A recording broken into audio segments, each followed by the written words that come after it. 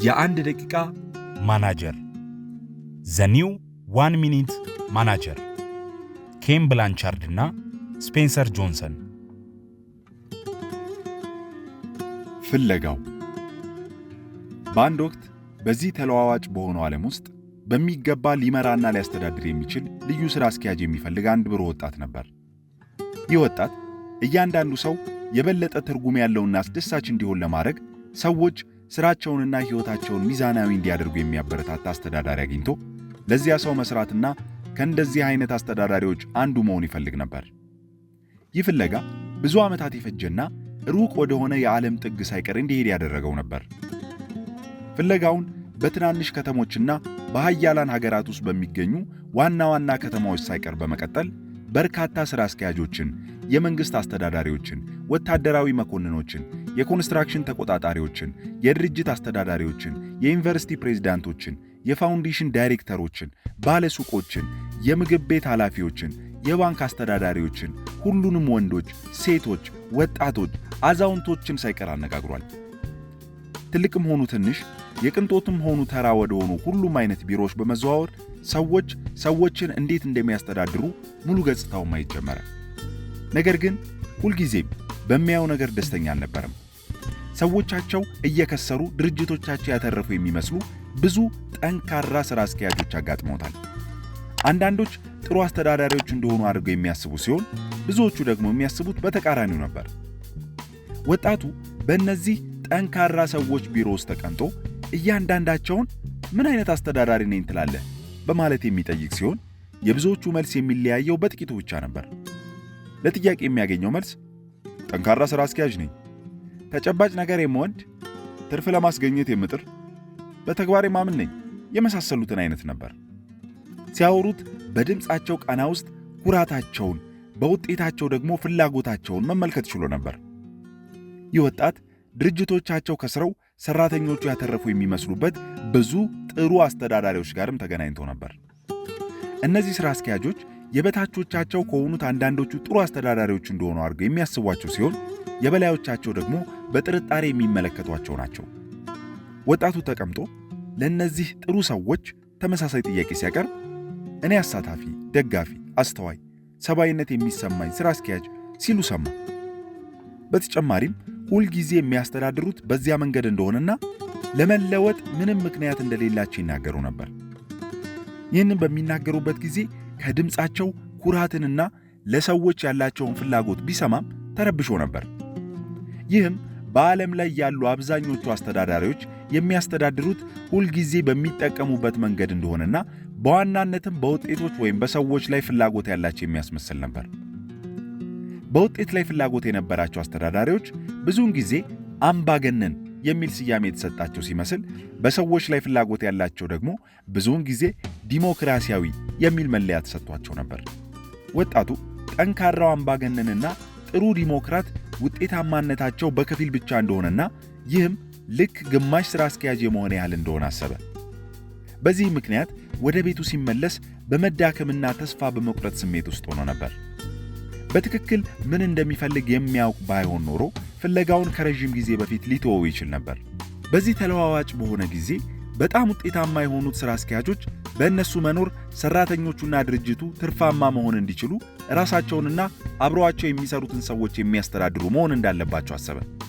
ወጣቱ በሁሉም ቦታ ተዘዋውሮ ፈልጎ ሊያገኛቸው የቻላቸው ውጤታማ ሥራ አስኪያጆች በቁጥር ጥቂት ሲሆኑ፣ እነሱም የውጤታማነት ምስጢራቸውን ለማካፈል ፈቃደኞች አልነበሩ። ውጤታማ ሥራ አስኪያጅ ለመሆን የሚያስፈልጉትን ግብዓቶች ሊያገኛቸው እንደማይችል ማሰብ በጀመረበት ወቅት በአቅራቢያው በምትገኝ ከተማ ስለሚኖር አንድ ልዩ ሥራ አስኪያጅ አስደናቂ ታሪኮችን መስማት ጀመረ። ሰዎች በዚህ ሰው ስር ለመስራት ፍላጎት ያላቸው ሲሆን፣ ውጤታማነታቸውም ከፍተኛ መሆኑን ሰማ። ከዚያ እነዚህ ታሪኮች በእርግጥ እውነት እውነት ከሆኑስ ሰውየው ምስጢሩን ለማካፈል ፈቃደኛ ይሆን ሲል አሰበ። የማወቅ ጉጉት ስላደረበትም ይህንን ሥራ አስኪያጅ ለማነጋገር እንዲችል ቀጠሮ ለመያዝ ለረዳቷ ሲደውል፣ ረዳቷ ወዲያውኑ ከሥራ አስኪያጁ ጋር በስልክ እንዲገናኝ ያደረገችው። ወጣቱ መቼ ከእሱ ጋር መገናኘት እንደሚችል ሲጠይቀው ሥራ አስኪያጁ ከረቡዕ ጠዋት በስተቀር በዚህ ሳምንት ውስጥ በየትኛውም ቀን ሊያገኘው እንደሚችልና የሚገናኙበትን ሰዓት መምረጥ እንደሚችል ሲነግረው እጅግ ተደነቀ። በሁኔታው በጣም በመማረኩ ሊያገኘው ሄደ። ወጣቱ ሰው ይህ ሥራ አስኪያጅ ያሰበው አይነት ላይሆን እንደሚችል ተሰማው። ምን አይነት ሥራ አስኪያጅ ነው ይህንን ያህል ጊዜ የሚትረፈረፈው? ነገር ግን የማወቅ ጉጉቱ ስላየለ ሰውየውን ሊያገኘው ሄደ። የ1 ደቂቃ ሥራ አስኪያጅ። ወጣቱ ወደ ሥራ አስኪያጁ ቢሮ ሲደርስ ሥራ አስኪያጁ በመስኮት ወደ ውጭ አሻግሮ ሲመለከት ከነበረበት መለስ ብሎ እንዲቀመጥ ከጋበዘው በኋላ ምን ልርዳህ በማለት ጠየቀው። ስላንተ ብዙ ጥሩ ነገሮችን ሰምቼ ነበርና ስለምታስተዳድርበት መንገድ የበለጠ ማወቅ ፈልጌ ነው በማለት ጥያቄውን አቀረበ። እየተከሰቱ ያሉትን ለውጦች ሁሉ ለመቋቋም የተረጋገጡ ስልቶቻችንን በተለያዩ አዳዲስ መንገዶች እንጠቀማለን። ግን ይህንን በኋላ ላይ እንመጣበታለን። አሁን መሰረታዊ ከሆኑት ነገሮች እንጀምር። ከላይ ወደ ታች የሚወርድ አስተዳደር የምንከተል ኩባንያ ነበር። በጊዜው ትክክል ነበር። ያ መዋቅር ግን ዛሬ ላይ በጣም ቀርፋፋና ሰዎችን ለፈጠራ የማያነሳሳ እንደሆነ ተገንዝበናል። ደንበኞች ፈጣን አገልግሎትና የተሻሉ ምርቶችን ይፈልጋሉ። ለዚህ ደግሞ ሁሉም ሰው የችሎታውን እንዲያበረክት እንፈልጋለን። ምክንያቱም የአእምሮ ጉልበት በአስፈጻሚው ቢሮ ውስጥ ብቻ ሳይሆን በኩባንያው ውስጥ በሙሉ ሊገኝ እንደሚችል እናውቃለን። አሁን ፍጥነት የስኬት መገበያ ገንዘብ እየሆነ በመምጣቱ ከቀድሞ የትዕዛዝና ቁጥጥር ስርዓት በተሻለ መልኩ በትብብር መምራት የበለጠ ውጤታማ ነው በማለት መለሰ። በትብብር የምትመራው እንዴት ነው? ጠየቀ ወጣቱ። በሳምንት አንድ ቀን ረቡዕ ጠዋት ከቡድናችን ጋር እገናኛለሁ። አንተንም ረቡዕ ዕለት ላገኝህ አልችልም ብዬ የነበረው ለዚያ ነው። በእነዚያ ስብሰባዎች ላይ ቡድናችን ባለፈው ሳምንት የሰራቸውን ስራዎች፣ ያጋጠመውን ችግሮች፣ መሟላት ያሉባቸውን ነገሮችና እነዚያን ተግባራት ለማከናወን ያለውን እቅዶችና ስልቶች ሲገመግምና ሲተነትን አዳምጣለሁ። በእነዚያ ስብሰባዎች ላይ የምታሳልፏቸው ውሳኔዎች ለአንተና ለቡድንህ አስገዳጅ ናቸው? አዎ ናቸው። የስብሰባው ዓላማም ሰዎች በቀጣይ ስለሚያደርጉት ነገር ቁልፍ ውሳኔዎችን በማድረግ እንዲሳተፉ ነው መለሰ ሥራ አስኪያጁ። እንደዚያ ከሆነ አሳታፊ ሥራ አስኪያጅ ነህ ማለት ነው አይደል? ወጣቱ ጠየቀ። እንደዚያ አይደለም። በማስተባበር አምናለሁ። የሌሎች ሰዎችን ውሳኔ በተመለከተ ግን አልሳተፍም። ታዲያ የስብሰባዎቻችሁ ዓላማ ምንድን ነው? ወጣቱ በድጋሚ ጠየቀ። ሥራ አስኪያጁ እሱንማ ነገርኩ አለና ንግግሩን ቆም አድርጎ ትንፋሽ ወሰደ። ወጣቱ ምቾት አልተሰማውም። ድጋሚ መጠየቁ ስህተት ነበር። እዚህ ያለነው ውጤት ለማምጣት ነው። ሥራ አስኪያጁ ቀጠለ። የሁሉንም ሰው ተሰጥኦ ሥራ ላይ በማዋል የበለጠ ውጤታማ እንሆናለን። አሃ፣ ስለዚህ ከሰዎች የበለጠ ውጤት ላይ ትኩረት የምታደርግ ሥራ አስኪያጅ ነህ ማለት ነው። አስተያየቱን ሰጠ ወጣቱ። ሥራ አስኪያጁ ከተቀመጠበት ተነስቶ ቢሮ ውስጥ መንጎራደድ ጀመረ። ቀጥሎም አስተዳዳሪዎች በፍጥነት ስኬታማ ለመሆን ውጤትም ሆነ ሰዎች ላይ ትኩረት የሚያደርጉ መሆን አለባቸው። ምክንያቱም በሰዎች ካልሆነ በምን ተአምር ውጤቶችን ማግኘት እንችላለን? ሰዎችንና ውጤቶችን አብረው የሚሄዱ ነገሮች ናቸው። ስለ ሁለቱም አስባለሁ አለ። ከዚያ ወደ ኮምፒውተሩ እየጠቆመ ይህንን ተመልከት አለውና ሁል ጊዜ ተግባራዊ እውነትን እንዲያስታውስ የሚያግዘውን ስክሪን ሴቨሩ ላይ ያለውን ጽሑፍ አሳየው። እንዲህ ይላል፣ ስለ ራሳቸው መልካም ስሜት የሚሰማቸው ሰዎች ጥሩ ውጤት ያስመዘግባሉ የሚል ነው። ወጣቱ ስክሪኑ ላይ ያለውን ጽሑፍ ሲመለከት ሥራ አስኪያጁ እስኪ ስለ ራስህ አስብ። ሥራህን በተሻለ ሁኔታ የምትሠራው መቼ ነው? ስለ ራስህ ጥሩ ስሜት በሚሰማህ ጊዜ ነው ወይስ ጥሩ በማይሰማህ ጊዜ? በማለት ጠየቀ። ወጣቱም ቀላሉ ነገር እየተገለጸለት ሲሄድ ጭንቅላቱን ነቅንቆ ውጤታማ መሆነው ስለ ራሴ ጥሩ ስሜት በሚሰማኝ ወቅት ነው ሲል መለሰ። ልክ ነህ፣ ሁሉም ሰው እንደዚያ ነው። ቀጥሎ ወጣቱ ስለዚህ ሰዎች ስለ ራሳቸው ጥሩ እንዲሰማቸው ማገዝ የምርታማነት ቁልፍ ነው ማለት ነው። ቀጥሎ ወጣቱ ስለዚህ ሰዎች ስለ ራሳቸው ጥሩ እንዲሰማቸው ማገዝ የምርታማነት ቁልፍ ነው ማለት ነው አለ። በትክክል ሥራ አስኪያጁ ተስማማ። ነገር ግን ውጤታማነት ብዙ ሥራ መስራት ማለት ብቻ ሳይሆን ጥራቱም ጭምር ነው አለና ወደ መስኮቱ ተራምዶ ወደ ታች እያየ ይህንን ተመልከት አለው።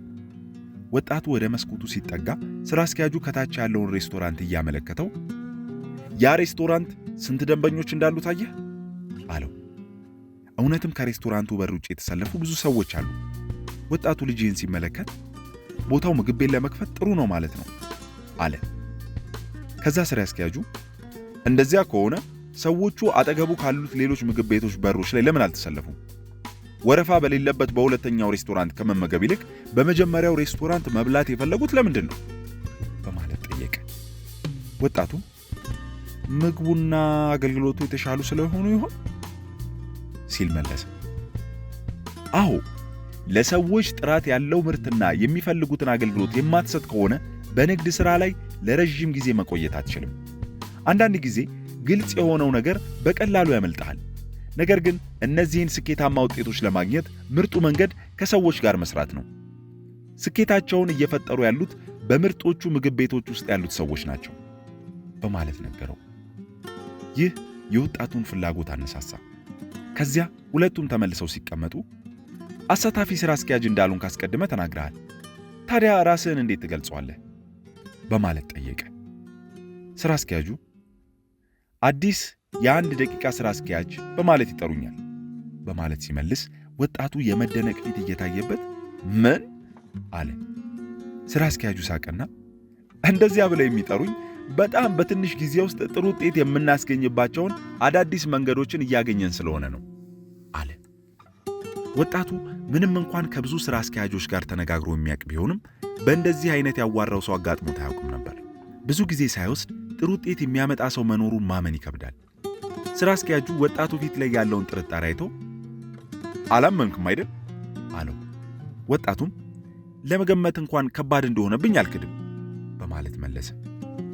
ከዚያ ሥራ አስኪያጁ ሳቀና ስማ፣ የምር እኔ ምን አይነት ሥራ አስኪያጅ እንደሆንኩ ማወቅ የምትፈልግ ከሆነ ለምን በቡድናችን ውስጥ ያሉ አንዳንድ ሰዎችን አታነጋግርም አለውና ወደ ኮምፒውተሩ ዞር ብሎ የሆነ ዝርዝር አትሞ እነዚህ ለእኔ ሪፖርት የሚያደርጉ 6 ሰዎች ስም፣ የሥራ ኃላፊዎችና ስልክ ቁጥሮች ናቸው በማለት ነግሮ ለወጣቱ ሰጠው። ማናገር ያለብኝ የትኞቹን ነው ጠየቀ ወጣቱ። ያ ያንተ ውሳኔ ነው። የፈለግከውን ስም መረጥ። አንዳቸውን ወይም ሁሉንም ማናገር ትችላለህ። ማለቴ ከማን ልጀምር አለ። ያንን ራስህ ወስን። ቀደም ብዬ ተናግሬያለሁ። ለሌሎች ሰዎች አልወስንም። ሥራ አስኪያጁ ጠበቅ አድርጎ መለሰ። ከዚያ ወጣቱ ራሱ ሊወስን የሚገባውን ውሳኔ ሥራ አስኪያጁ እንዲወስንለት ባይጠይቅ ኖሮ በመመኘት ረዘም ላለ ጊዜ ጸጥ ብሎ ቆየ። ከዛ ሥራ አስኪያጁ ከተቀመጠበት ተነስቶ እንግዳውን ወደ በሩ እየሸኘ ሰዎችን ስለ መምራትና ስለ ማስተዳደር ማወቅ መፈለግህን አደንቃለሁ። በቡድናችን ውስጥ ካሉ አንዳንድ ሰዎች ጋር ከተነጋገርክ በኋላ ማናቸውም ጥያቄዎች ካሉ ተመልሰ መጥተህ ጠይቀኝ አለው። ቀጥሎም የአንድ ደቂቃ አስተዳደር የሚለውን ጽንሰ ሐሳብ እንደ ስጦታ ልሰጥህ እፈልጋለሁ። ለእኔም የሰጠኝ የሆነ ሰው ነበር። ይገርምሃል፣ ትልቅ ልዩነት ያመጣ ሐሳብ ነው። በሚገባ ስትረዳው አንተም ራስህ የሆነ ጊዜ ሥራ አስኪያጅ መሆን ትፈልግ ይሆናል አለው። አመሰግናለሁ ወጣቱ መለሰ። የሥራ አስኪያጁን ቢሮ ለቆ ሲወጣ ግራ ግብት ብሎት ነበር። በጸሐፊዋ ቢሮ በኩል ሲያልፍ ከገጽህ እንደምትረዳው የአንድ ደቂቃ ሥራ አስኪያጃችንን መረዳት ጀምረሃል አለችው። ወጣቱ ቀስ ባለ ድምፅ ነገሮችን ለመረዳት እየሞከረ ይመስለኛል አላት። ልረዳህ የምችልበት መንገድ አለ አለችው ሚስ ሚታ ክልፌ። አዎ፣ የማናግራቸው ሰዎች ዝርዝር ሰጥቶኛል። ወረቀቱን አቀበላት። እሷም ዝርዝሩ ላይ ካሉት 6 ሰዎች 5ቱ እዚሁ አሉ። ልታነጋግራቸው ትችላለህ። ከእነሱ ጋር ካወራህ በኋላ የአንድ ደቂቃ ሥራ አስኪያጃችንን ይበልጥ መረዳት የምትችል ይመስለኛል አለችው። ወጣቱም አመስግኗት ዝርዝሩን ተመልክቶ ከሦስቱ ማለትም ከሚስተር ትሬለን፣ ከሚስተር ሌቪ እና ከሚስ ብራውን ጋር ለመወያየት ወሰነ። የመጀመሪያው ሚስጥር የአንድ ደቂቃ ግቦች። ወጣቱ ትሬነል የሚባለው ሰው ቢሮ ሲደርስ መካከለኛ ዕድሜ ላይ የሚገኝ ሰው ፈገግ ብሎ ተቀበለው። የእኛን ሥራ አስኪያጅ ለማግኘት እንደመጣ ሰምቻለሁ። በጣም ጥሩ ሰው ነው አይደል? ሲል ጠየቀው። እንደዚያ ይመስላል ወጣቱ መለሰ። የአንድ ደቂቃ ሥራ አስኪያጅ ስለመሆኑ ነገረህ? አዎ ነግሮኛል። ግን እውነት ነው? ሲል ጠየቀው። ብታምነው ይሻልሃል። እኔ ግን ካየሁት ትንሽ ቆይቻለሁ። ማለት ከሱ ምንም እርዳታ አግኝታ አታውቅም ማለት ነው ሲል ጠየቀ። በጣም ጥቂት ማለት ይቻላል። አንድ ሥራ ከመጀመሩ በፊት የተወሰኑ ጊዜያት አብረን እናሳልፋለን። ያን ጊዜ የ1 ደቂቃ ግቦችን እናስቀምጣለን አለው። የ1 ደቂቃ ግብ ማስቀመጥ ደግሞ ምንድን ነው? የ1 ደቂቃ ሥራ አስኪያጅ እንደሆነ ነግሮኛል። ስለ 1 ደቂቃ ግብ ግን ያለኝ ነገር የለም አለ ወጣቱ። የ1 ደቂቃ ግቦች ከ1 ደቂቃ ሥራ አስኪያጅነት 3 ሚስጥሮች የመጀመሪያው ነው አለ ትሬነር። 3 ሚስጥሮች? ወጣቱ በማወቅ ጉጉት ውስጥ ሆኖ ጠየቀ። አዎ አለ ትሬነር። የ1 ደቂቃ ግብ ማስቀመጥ ለ1 ደቂቃ ሥራ አስኪያጅነት ወሳኙና የመጀመሪያው ነው። ብዙ ጊዜ በርካታ ድርጅቶች ውስጥ ሰራተኞችንና ሥራ አስኪያጁን ምን እየሰሩ እንደሆነ ብትጠይቃቸው ከሁለቱም የተለያየ ዝርዝር የማግኘት ዕድል ከፍ ያለ ነው። በእርግጥም የሰራሁባቸው የተወሰኑ ድርጅቶች ውስጥ እኔ ኃላፊነቴ ነው ብዬ የማስበውና ሥራ አስኪያጁ ኃላፊነቱ ነው ብሎ የሚያስበው ነገር ባለመገጣጠሙና የኔ ኃላፊነት አይደለም ብዬ ያሰብኩት ነገር ባለመስራቴ ብዙ ጊዜ ችግር ውስጥ ገብቼ አውቃለሁ። አሁን ያልከኝ ነገር እዚህ ተከስቶ ያውቃል? በፍጹም እዚህ ተከስቶ አያውቅም። የ1 ደቂቃ ሥራ አስኪያጁ ምን መስራት እንደሚጠበቅብንና ምን ተጠያቂነት እንዳለብን ግልጽ አድርጎልናል። እንዴት ነው ያንን ያደረገው? ወጣቱ ለማወቅ ፈልጓል። በውጤታማነት። ትሬነር ፈገግ ብሎ መለሰ። ከዚያም ማብራራቱን ሲቀጥል መስራት የሚገባኝንና ተጠያቂነት ያለብኝን ነገር ነግሮኝ ከተስማማም በኋላ ዝርዝሩ በአንድ ገጽ ላይ ይሰፍራል። የ1 ደቂቃ ሥራ አስኪያጁ ግብና የማስፈጸሚያ ስታንዳርዱ ከ250 ቃላት መብለጥ የለበትም ብሎ ያምናል። ማንኛውም ሰው በ1 ደቂቃ ውስጥ አንብቦ ሊጨርሰው የሚችል መሆን አለበት የሚል ጽኑ እምነት አለው። እሱ የራሱን ቅጂ ያስቀራል፣ እኔም የራሴን ቅጂ ይዤ እመጣለሁ። አሁን ሁሉም ነገር ለሁላችንም ግልጽ ስለሆነ በየጊዜው ሂደቱን እንገማገማለን። እነዚህን የ1 ገጽ መግለጫዎች የምታዘጋጁት ለሁሉም ግቦች ነው? አዎ መለሰ ትሬነር። ታዲያ ሁሉም ሰው ጋር የ1 ገጽ መግለጫዎች ክምር አይጠራቀምበትም? በፍጹም እንደዛ አይሆንም። ሥራ አስኪያጁ የሚያምነው 80-20 የሚባለውን የግብ ማስቀመጥ ሕግ ነው። ይህ ማለት 80% አስፈላጊ ውጤቶች የሚገኙት 20% ከሚሆኑት ግቦች ነው የሚል ነው። ስለዚህ እነዚያን የ1 ገጽ የግብ መግለጫዎች የምንጠቀመው በ20%ዎቹ ቁልፍ ሥራዎቻችን ላይ ስለሆነ በአጠቃላይ እስከ 6 ያህል ቢሆኑ ነው። በእርግጥ ልዩ ፕሮጀክቶች በሚመጡ ጊዜ ልዩ የ1 ደቂቃ ግቦች እንቀርጻለን። የሚገርም ነው። እንደማስበው የ1 ደቂቃ ግቦችን አስፈላጊነት እየተረዳሁት ነው። ፍልስፍናው በድንገት የሚከሰት ምንም ነገር እንዳይኖር ነው። ሁሉም ሰው የሚጠበቀውን ነገር አስቀድሞ ያውቀዋል። በትክክል ትሬነር በመስማማት ጭንቅላቱን ነቀነቀ። ስለዚህ የ1 ደቂቃ ግቦችን መቅረጽ ኃላፊነቶቻችሁን የመረዳት ሂደት ነው ማለት ነው? አይ አይደለም። ስራችን ምን እንደሆነ አንዴ ከተገነዘብን በኋላ ሥራ አስኪያጁ ጥሩ ውጤት ማስመዝገብ ምን ማለት እንደሆነ ያሳውቀናል። ከኛ ምን እንደሚጠበቅ ያሳየናል። የሚጠበቀውን ያሳየናል ማለት እንዴት አድርጎ? ምሳሌ ልስጥህ አለ ትሬነር። የኔ የ1 ደቂቃ ግብ የውጤታማነት ችግሮችን አስተውሎ እንዴት እንደሚፈቱ መፍትሄ ማቅረብና መፍትሄዎቹ ሲተገበሩ ውጤቱን የሚለውጡ መሆናቸውን ማረጋገጥ ነው። መጀመሪያ ላይ እዚህ መስራት እንደጀመርኩ መፈታት ያለበት ችግር ሲያጋጥመኝ እንዴት መፈታት እንዳለበት አላውቅም ነበር። ስለዚህ ለ1 ደቂቃው ሥራ አስኪያጅ ደወልኩና አለቃ ችግር አጋጥሞኛል ብዬ ሌላ ቃል ከማስከተሌ በፊት ጥሩ ነዋ፣ የተቀጠርከውም ችግሩን ለመፍታት ነው አለኝ። ከዚያ በኋላ በእሱ በኩል ፍጹም ጸጥታ ሰፈነ። ዝምታው የሚያስፈራ ነበር። ምን ማድረግ እንዳለብኝ አላወኩም። በስተመጨረሻም እየተንተባተብኩ ግን አለቃ ይህንን ችግር እንዴት እንደምፈታው አላውቅም አልኩት። ትሬነር ለወደፊቱ አንዱ ግብ መሆን ያለበት የራስህን ችግሮች ነቅሰህ አውጥተህ መፍታት መቻል ነው። አሁን ግን አዲስ ስለሆንክ ናና እናወራበታለን አለኝ። እዚያ ስደርስ ንገረኝ እስኪ ምንድን ነው ችግሩ? ስትነግረኝ ግን በባህሪያዊ መግለጫዎች ላይ መሆን የለበትም አለኝ። በባህሪያዊ መገለጫዎች? ቃሉን መልሼ አስተጋባሁት። ባህሪያዊ መገለጫዎች ስትል ምን ማለት ነው? ባህሪያዊ መገለጫዎች ስትል ምን ማለት ነው? ማለቴ ስሜቶችንና መሰል ነገሮችን መስማት አልፈልግም። ነገሩን በሚለካና በሚጨበጥ መልኩ ንገረኝ አለኝ። አላውቅም አልኩት። እንደዚያ ከሆነ ጊዜን አታቃጥል አለኝ። ለጥቂት ሰከንዶች በመደነቅ ውስጥ ሆኜ ምን እንደማድረግ ማወቅ አልቻልኩም። ምን እንደተከሰተ መናገር የማትችል ከሆነ የተከሰተ ምንም ችግር የለም ማለት ነው። እንዲሁ እያማረርክ ነው። ችግር ተከሰተ የሚባለው አሁን ባለው ሁኔታና ወደፊት እንዲኖር በምትፈልገው ሁኔታ መካከል ልዩነት ሲኖር ነው በማለት ዝምታውን በምህረት አልባ ንግግሩ ሰበረው። እንደ ፈጣን ተማሪነቴ በድንገት ምን እንደሚከሰት እንደምፈልግ ተገለጠልኝና ነገርኩት። ከነገርኩት በኋላ አሁን ባለው ሁኔታና እንዲከሰት በምፈልገው መካከል ያለውን ልዩነት ምን እንደፈጠረው ጠየቀኝ። ከዚያ በኋላ የ1 ደቂቃው ስራ አስኪያጅ እሺ አሁን ምን ልታደርግ አስበሃል አለኝ። ሃ እናደርጋለሁ። ሃን ካደረግክ እንዲሆን የምትፈልገው ነገር በትክክል ይሆናል። አይሆንም አልኩ ወዲያው ሲገለጥልኝ። ስለዚህ ይሄ መጥፎ ሁኔታ ነው ማለት ነው። ሌላ ማድረግ የምትችለው ምንድን ነው? ለተወሰኑ ደቂቃዎች ያህል ሳስብ ቆይቼ ሐመርሃን ማድረግ እችላለሁ፣ ግን ሐመርሃን ካደረግኩ እንዲሆን የምፈልገው ነገር አይሆንም። ስለዚህ እሱ መጥፎ ምርጫ ነው አይደል? ልክ ነው። አሁን ወደ ነገሩ እየቀረብክ ነው አለኝ፣ ፊቱ ላይ ፈገግታ እየተነበበ። ሌላ ልታደርግ የምትችለው ነገር አለ? ምናልባት የተወሰኑትን መፍትሄዎች ቀላቅዬ መጠቀም እችላለሁ አልኩ። አሁን ያልከውን መሞከር ይገባሃል። ለነገሩ በዚህ ሳምንት ሃን፣ በሚቀጥለው ሳምንት ለን፣ ቀጥሎ በሚመጡት 2 ሳምንታት ደግሞ ሐመርሃን ማድረግ ከቻልኩ ችግሩን እፈተዋለሁ። አስገራሚ ነው።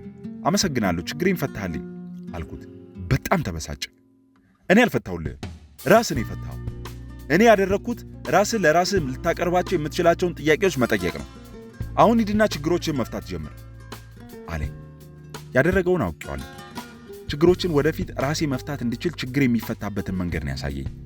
ከዚያ ብድግ አለና ፊት ለፊት አይኖቼን እየተመለከተ ጎበዝ ነህ ትሬነር፣ በቀጣይ ጊዜ ችግር ሲያጋጥም ይህን አስታውስ አለኝ።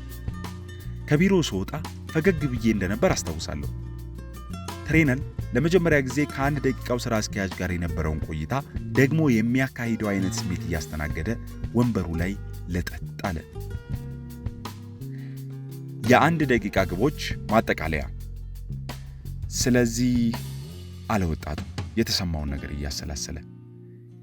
የ1 ደቂቃ ግብ ማለት ባጭሩ በግቦች ላይ መስማማት፣ መልካም ባህሪ ምን እንደሆነ መመልከት፣ እያንዳንዱን ግብ ከ250 ቃላት ባነሰ በአንድ ወረቀት ላይ ማስፈር፣ እያንዳንዱን ግብ ከ1 ደቂቃ ያልበለጠ ጊዜ በመውሰድ ደጋግሞ ማንበብ፣ በቀን ውስጥ አልፎ አልፎ ውጤታማነትን 1 ደቂቃ እየወሰዱ ማጤንና ባህሪ ከግቦች ጋር መስማማት አለመስማማቱን ማረጋገጥ።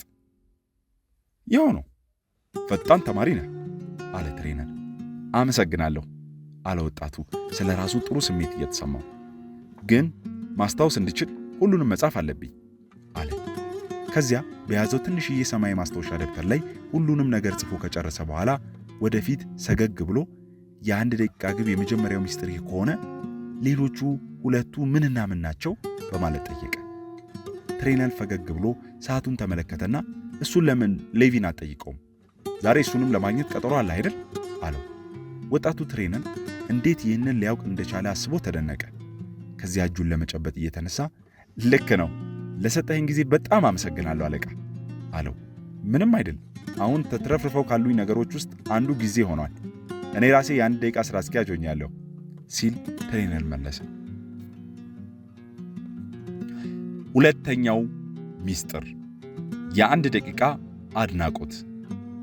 ወጣቱ ሰው ከትሬነር ቢሮ ሲወጣ የሰማው ነገር ቀላልነት እየተገረመና ይህ በእርግጥም ትርጉም የሚሰጥ ነገር ነው። ለመሆኑ አንተና ቡድን ስለ ግቦቻችሁ ግልጽ ካልሆናችሁና ጥሩ አፈጻጸም ምን እንደሚመስል እስካላወቃችሁ ድረስ ውጤታማ ስራ አስኪያጅ መሆን የምትችለው እንዴት ነው? በማለት እያሰበ ነበር። ከዚያ ወጣቱ ሰው የመጀመሪያው ፎቅ ጥግ ላይ በመሄድ ወደ 2ኛ ፎቅ በሚወስደው አሳንሰር ውስጥ ገባ። ወደ ሌቪ ቢሮ ሲደርስ በጣም ወጣት ሰው በማግኘቱ ተገረመ።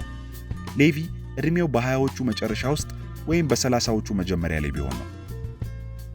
ስራ አስኪያጃችንን ለማየት ሄደህ ነበር? የሚገርም ሰው ነው አይደል? አለው። ወጣቱ ስራ አስኪያጁ የሚገርም ሰው እየተባለ መጠራቱን እየለመደው ስለመጣ ይመስለኛል በማለት መለሰ። እንዴት እንደሚያስተዳድር ነግሮሃል አይደል? በማለት ጠየቀ። አዎ ነግሮኛል፣ ግን እውነት አይደለም አይደል? አለ ወጣቱ። ትሬነር ከሰጠው ምላሽ የተለየ መልስ እንደሚያገኝ እያሰበ ነበር። እውነት መሆኑን ብታምን ይሻልሃል። እኔ ግን ብዙም አግኝቼው አላውቅም አለው። ከሱ ምንም አይነት እርዳታ አግኝቼ አላውቅም እያልክ ነው? አለ ወጣቱ። ስራ ሲጀመር የተወሰነ ጊዜ አብረን ያሳለፍን ቢሆንም ከሱ ያገኘሁት እርዳታ በጣም ትንሽ ነው በማለት ሲናገር ወጣቱ ቀበል አድርጎ ስለ 1 ደቂቃ ግብ አውቃለሁ አለ። እኔ እንኳን ስለ 1 ደቂቃ ግብ እያሰብኩ አልነበረም። ሐሳቤ ላይ ያለው የ1 ደቂቃ አድናቆት ላይ ነው አለ። የ1 ደቂቃ አድናቆት? መልሶ አስተጋባው ወጣቱ። የ1 ደቂቃ ስራ አስኪያጅ ለመሆን ሁለተኛው ሚስጥር ይህ ነው ማለት ነው ብሎ ጠየቀ። ልክ ነው። መጀመሪያ እዚህ መስራት ስጀምር የአንድ ደቂቃው ስራ አስኪያጅ የሚያደርገውን ነገር ግልጽ አድርጎ ነገረኝ። ምንድን ነበር እሱ? እንግዳው ጠየቀ። ለምሰራው ስራ ከእሱ በጣም ግልጽ የሆነ አስተያየት ብቀበል በጣም ውጤታማ እንደመሆን እንዲሳካልኝ እንደሚፈልግና ለድርጅቱ ትልቅ አጋዥ እንደሆን እንዲሁም ስራዬን እንደወደው ነበር የነገረኝ። ስለዚህ የምሰራው ስራ ጠንካራም ሆነ ደካማ በማያሻማ ሁኔታ አስተያየቱን ፊት ለፊት እንደሚነግረኝ አስታወቀኝ። ከዚያም እንዲህ አይነቱን አሰራር ለመጀመሪያዎቹ ጊዜያት ለሁለታችንም ምቾት የማይሰጥ ሊሆን እንደሚችልም አስጠነቀቀኝ። እንዴ ለምን? አለ እንግዳው። ምክንያቱም ብዙ ስራ አስኪያጆች ይህንን መንገድ ስለማይጠቀሙ ሰራተኞቻቸው አልለመዱትም። ስለዚህ ለመጀመሪያዎቹ ጊዜያት ምቾት ሊነሳኝ እንደሚችል፣ ነገር ግን እነዚህ አስተያየቶች እጅግ ወሳኝ እንደሆኑ ነገረኝ። አሁን እያወራህ ስላለው ነገር ምሳሌ ልትሰጠኝ ትችላለህ? ወጣቱ ጠየቀ። እችላለሁ። ስራ እንደጀመርኩ ወዲያውኑ የአንድ ደቂቃ ግባችንን ካስቀመጥን በኋላ ስራ አስኪያጁ በቅርብ እንደሚቆይ አስተዋልኩ። በቅርብ እንደሚቆይ ስትል? በሁለት መንገዶች ነበር ይህንን የሚያደርገው አለ ሌቪ ማብራሪያውን ሲቀጥል። በመጀመሪያ እንቅስቃሴዎቼን በቅርበት ይከታተላል። ሩቅ የሆነ አይነት ስሜት ፈጽሞ አልፈጠረም። ሁለተኛው እንቅስቃሴዎቼን እየመዘገብኩ እንድቀጥልና ለእሱም እንድልክለት ይጎተጉተኝ ነበር። የሚገርም ነው። ለምንድን ነው እንደዚያ የሚያደርገው? መጀመሪያ አካባቢ እየሰለለ እንደሆነና እንዳላመነብኝ ይሰማኝ ነበር። በኋላ ላይ ነው ለእሱ ቅርብ ከሆኑና ሪፖርት ከሚያቀርቡለት ሰዎች ምን እያደረገ እንደሆነ ምክንያቱን የተረዳሁት። ምን ነበር ምክንያቱ? ትክክለኛ ነገር እስክሰራ እየጠበቀኝ ነበር። ትክክለኛ ነገር እስክሰራ እየጠበቀኝ ነበር? ወጣቱ ጠየቀ። አዎ መለሰ ሌቪ። እዚህ አንድ መፈክር ነገር አለን። ሰዎች ሙሉ አቅማቸው ላይ እንዲደርሱ አግዛቸው፣ ትክክል ሲሰሩ ያዛቸው የሚል ነው። ሌቪ ቀጠለና በብዙ ድርጅቶች ስራ አስኪያጆች ሰራተኞቻቸው ምን ሲሰሩ ሊይዟቸው ነው የሚጠባበቁት? ወጣቱ ፈገግ እያለ ያው ልክ ያለው ነገር ሲሰሩ አለ። በትክክል አለ ሌቪ። እዚህ ነገሩን ወደ አዎንታዊ ቀይረነዋል። ሰዎች ጥሩ ሲሰሩ ነው ጠብቀን የምንይዛቸው። ወጣቱ የተወሰኑ ነገሮችን ማስታወሻው ላይ እያሰፈረ የአንድ ደቂቃው ስራ አስኪያጅ ጥሩ ነገር ስትሰሩ ሲይዛችሁ ምን ይፈጠራል ሚስተር ሌቪ? የአንድ ደቂቃ አድናቆት የሚሰጥህ እዚህ ቦታ ላይ ነው አለ ሌቪ ደስ በሚል ስሜት ውስጥ ሆኖ። ምን ማለት ነው እሱ? ጥሩ ነገር እንደሰራ ሲደርስበት ይመጣና ያገኘሃል። ከዚያም በወዳጅነት መንፈስ እጁን ትከሻ ላይ በመጫን ያበረታታሃል። በዚያ መንገድ ሲያበረታታህ የሆነ አያስጨንቅም? ወጣቱ ጠየቀ። በፍጹም፣ እንዲያውም እንደተጨነቀልኝና እንዲሳካልኝ የሚፈልግ መሆኑ ይሰማኛል። ሁሌም እንደሚለው ሰዎች ተከታታይነት ባለው መልኩ ስኬታማ ሲሆኑ በድርጅቱ ውስጥ ከፍተኛ ወደሆነ ደረጃ እያደግክ እንድትሄድ ያደርጋል። መጥቶ ሲያገኘኝ ቆይታው አጭር ቢሆንም ሁለታችንም በአንድ ገጽ ላይ መሆናችንን ይነግረኛል። ለማንኛውም ከዚያ በኋላ በቀጥታ ዓይንህ እየተመለከተ በትክክል የሰራውን ነገር ይነግርሃል። የሰራው ሥራ ምን ያህል እንዳስደሰተ ይገልጽልሃል ሲል ሌቪ ተናገረ። ከዚህ በፊት ሌላ ሥራ አስኪያጅ ይህንን እንደሚያደርግ ሰምቼ የማውቅ አይመስለኝም። ስለዚህ ያ ልብህን ሞቅታ እንደሚሰጠው አልጠራጠርም አለ ወጣቱ። በትክክል አለ ሌቪ በማረጋገጥ መንፈስ። ይህም የሚሆነው በበርካታ ምክንያቶች ነው። የመጀመሪያው ምክንያት የሆነን ነገር በትክክል ከሰራው አድናቆቱን ለማግኘት ዓመታዊ ግምገማውን መጠበቅ አይኖርብኝም የምለውን ከተረዳኸኝ ማለት ነው አለና ሳቅ አለ። ከዚያ ሁለቱም ፈገግ አሉ። ሁለተኛው በትክክል የሰራሁት ነገር ለይቶ ለዚያ እውቅና ሲሰጠኝ ጥሩ ሰው እንደሆነና እየሰራሁት ያለውን ነገር እንደተረዳው ይሰማኛል። ሶስተኛው ደግሞ አድናቆቱ ቀጣይነት ያለው መሆኑ ነው። ቀጣይነት ያለው? አዎ አለ ሌቪ። በሌላ ቦታ ነገሮች ጥሩ ባይሆኑለት እንኳን እኔ ጥሩ በሰራው ጊዜ ሁሉ የሚሰጠኝን አድናቆት አያስቀርብኝም። ላደረግኩት ነገር ምላሽ የሚሰጠኝ እኔን ልገኝ በሚገባኝ ሁኔታ ውስጥ ሆኖ እንጂ እሱ ባለበት ሁኔታ ውስጥ ሆኖ አይደለም።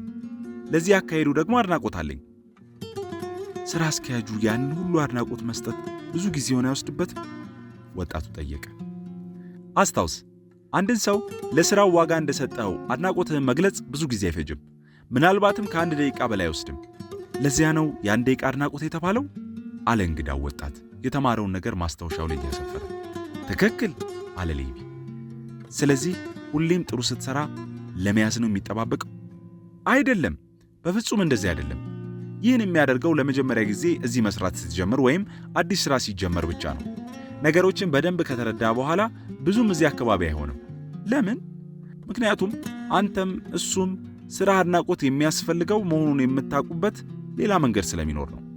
ያም ሁለታችሁ መረጃውን፣ የሽያጭ ቁጥሮችን፣ ወጪዎችን፣ የምርት እቅዶቹን በመመልከት ይህንኑ ማወቅ ስለምትችሉ ነው አለ ሌቪ። ቀጥሎም ከተወሰኑ ጊዜያት በኋላ አንተ ራስህን ጥሩ ነገር ሲሰራ ትይዘውና ማድነቅ ትጀምራለህ። ከዚያ ደግሞ በድጋሚ መቼ እንደሚያስደንቅህ በመጓጓት ስራ አስኪያጁ በአካባቢው በሌለበት ሁኔታ ውስጥም ትጋትህ ከፍተኛ ነው የሚሆነው። በህይወት ዘመኔ እንደዚህ ጠንካራ ስራ የሰራሁበት ጊዜ የለም። በጣም አስደናቂ ነገር ነው አለ ወጣቱ። ስለዚህ የአንድ ደቂቃ ስራ አስኪያጅ ለመሆን አንዱ ሚስጥር የአንድ ደቂቃ አድናቆት ነው ማለት ነው? በትክክል አለ ሌቪ። አንድ ሰው ስለ አንድ ደቂቃ ስራ አስኪያጅነት እየተማረ መሆኑን ሲያስብ በውስጡ ደስ ብሎታል። ጎብኚው ማስታወሻውን እየተመለከተ ስለ አንድ ደቂቃ ስራ አስኪያጅነት የተማረውን ጠቅለል አድርጎ እየከለሰ ነበር። የአንድ ደቂቃ አድናቆት በጥሩ ሁኔታ የሚሰራው ለሰዎች ምን መስራት እንደሚገባቸው አስቀድመ ከነገርካቸው በኋላ መሆን አለበት። ሰዎችን ወዲያውኑ አድንቅ።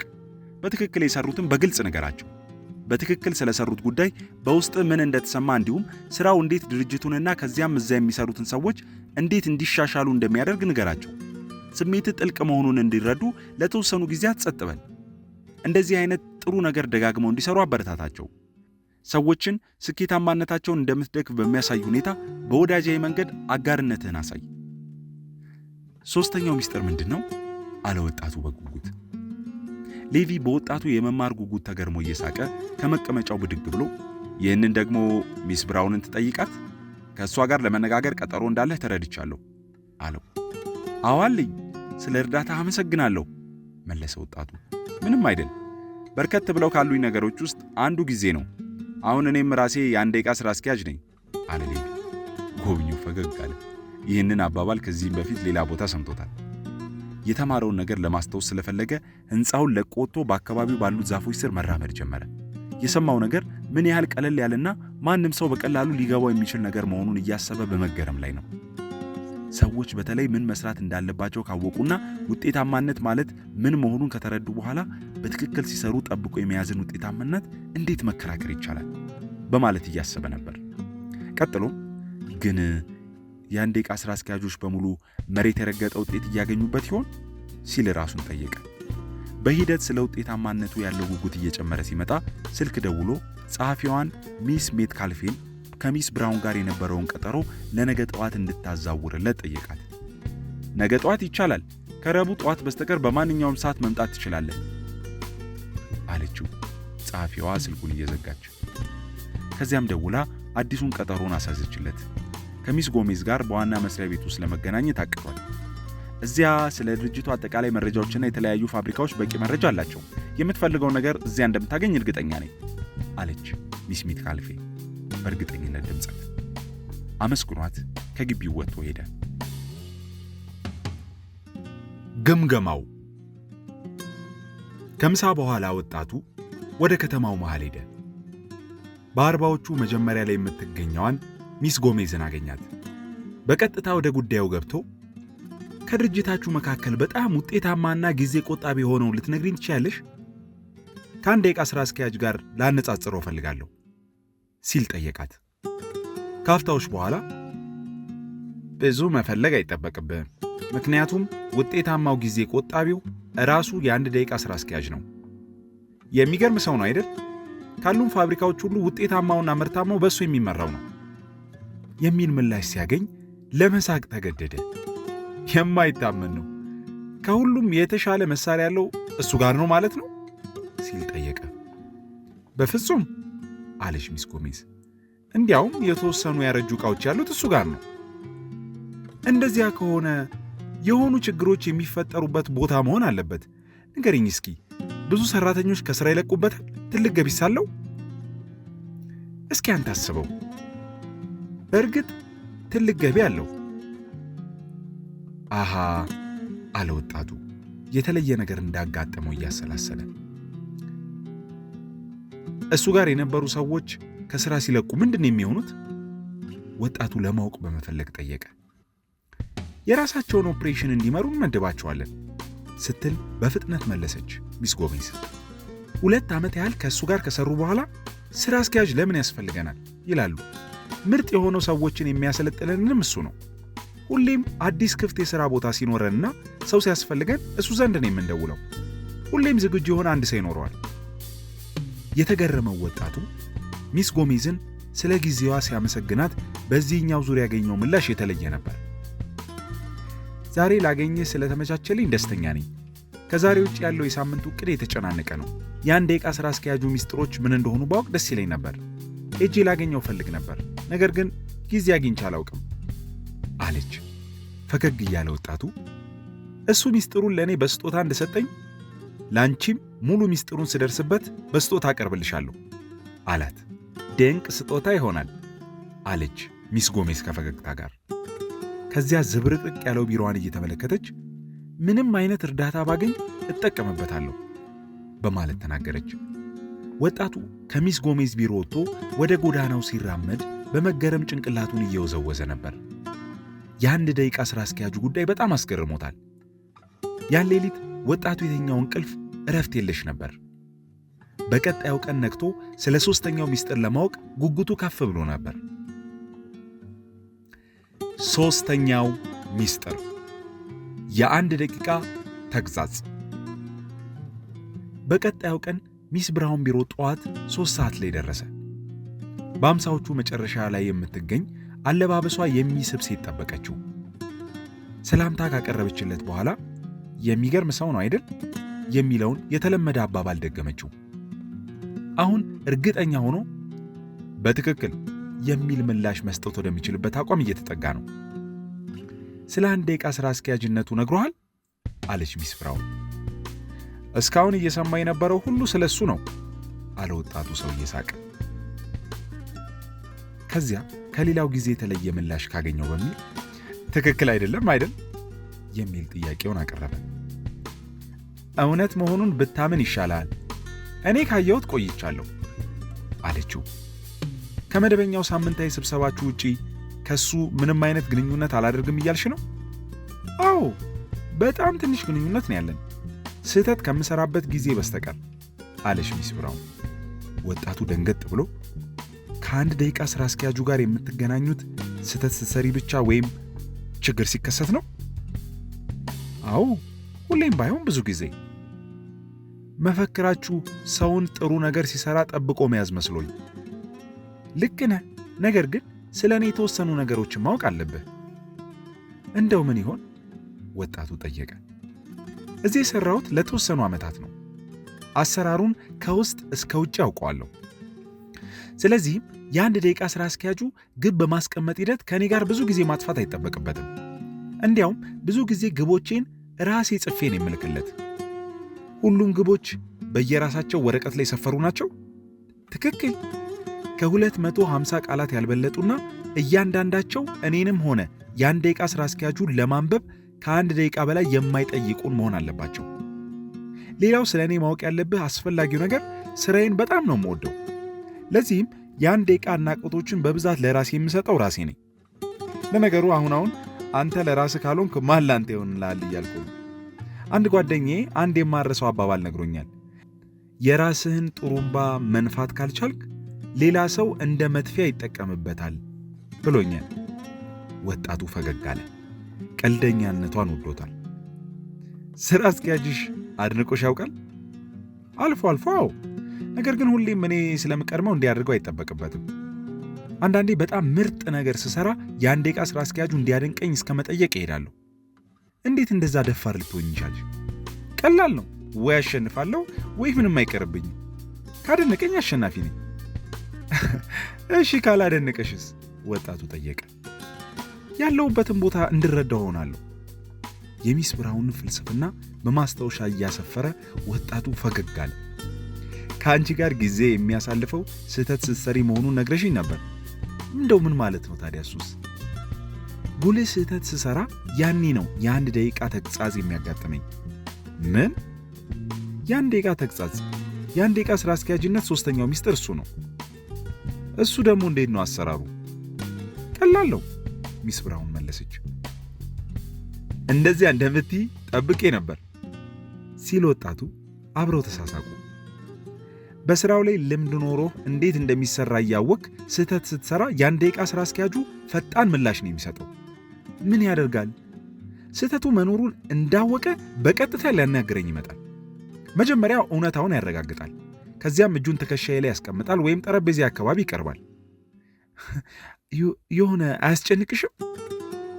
በተለይ ደግሞ ፊቱ ላይ ምንም ፈገግታ ስለማይኖርና የሚከተለውን ስለማወቅ ያስጨንቀኛል። ፊት ለፊት እየተመለከተኝ በትክክል ምን ስህተት እንደሰራው አንድ በአንድ ይነግረኛል። እናም በውስጡ የተሰማው ንዴት፣ መከፋት ወይም ሌላ ስሜት ይነግረኛል። ያ ምን ያህል ጊዜ ይወስዳል ታዲያ? ምናልባት 30 ሰከንድ ያህል።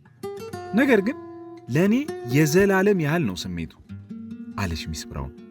ወጣቱ ሥራ አስኪያጁ ቢሮ ሆኖ መወሰን ባቃተው ጊዜ የ1 ደቂቃው ሥራ አስኪያጅ መበሳጨቱን የገለጸበት መንገድ ትዝ አለው። ከዚያስ ምን ይፈጠራል?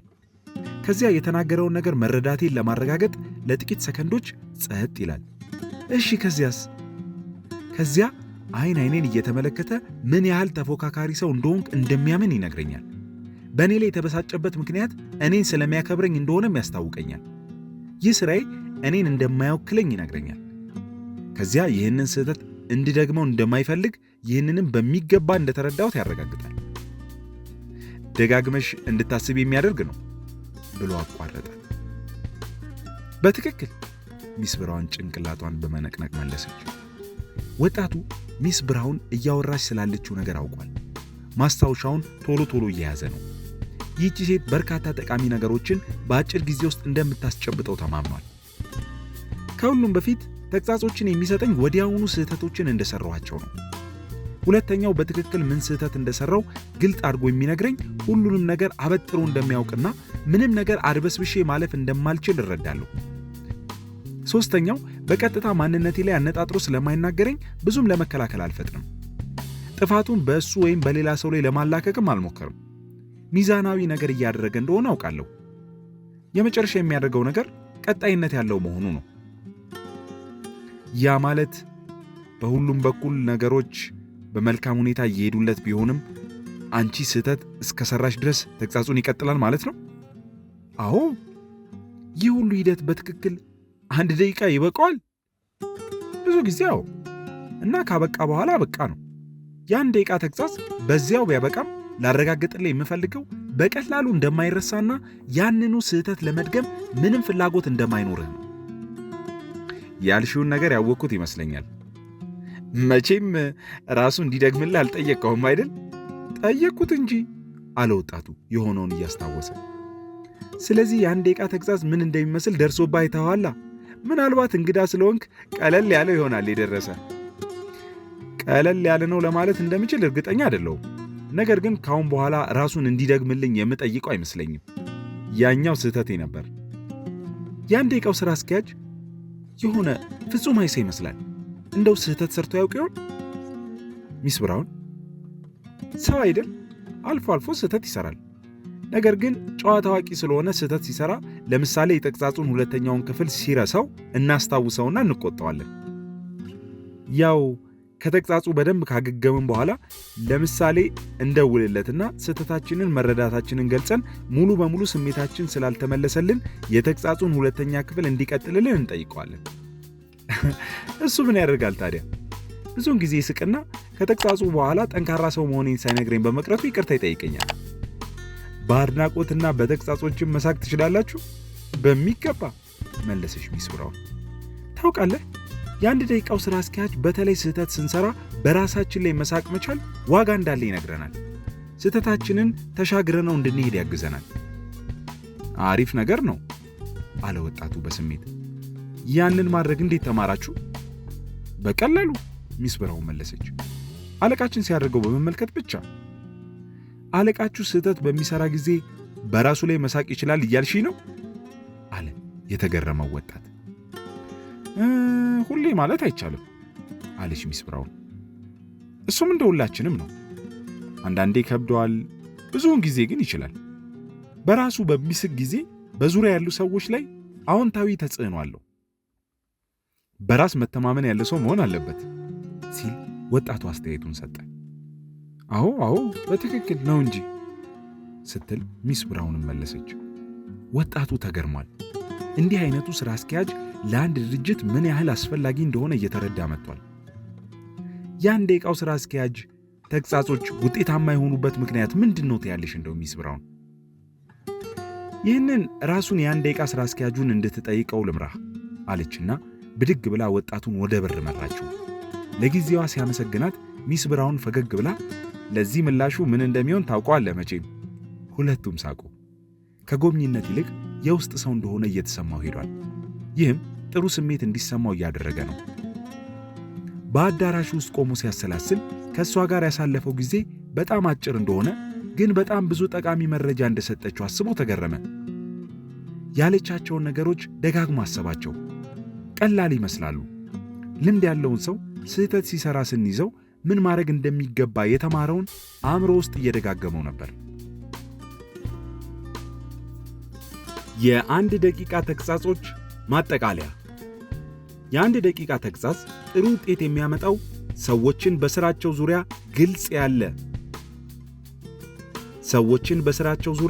ግልጽ ያለ አስተያየት እንደምትሰጣቸው አስቀድመ ስታሳውቃቸው ነው።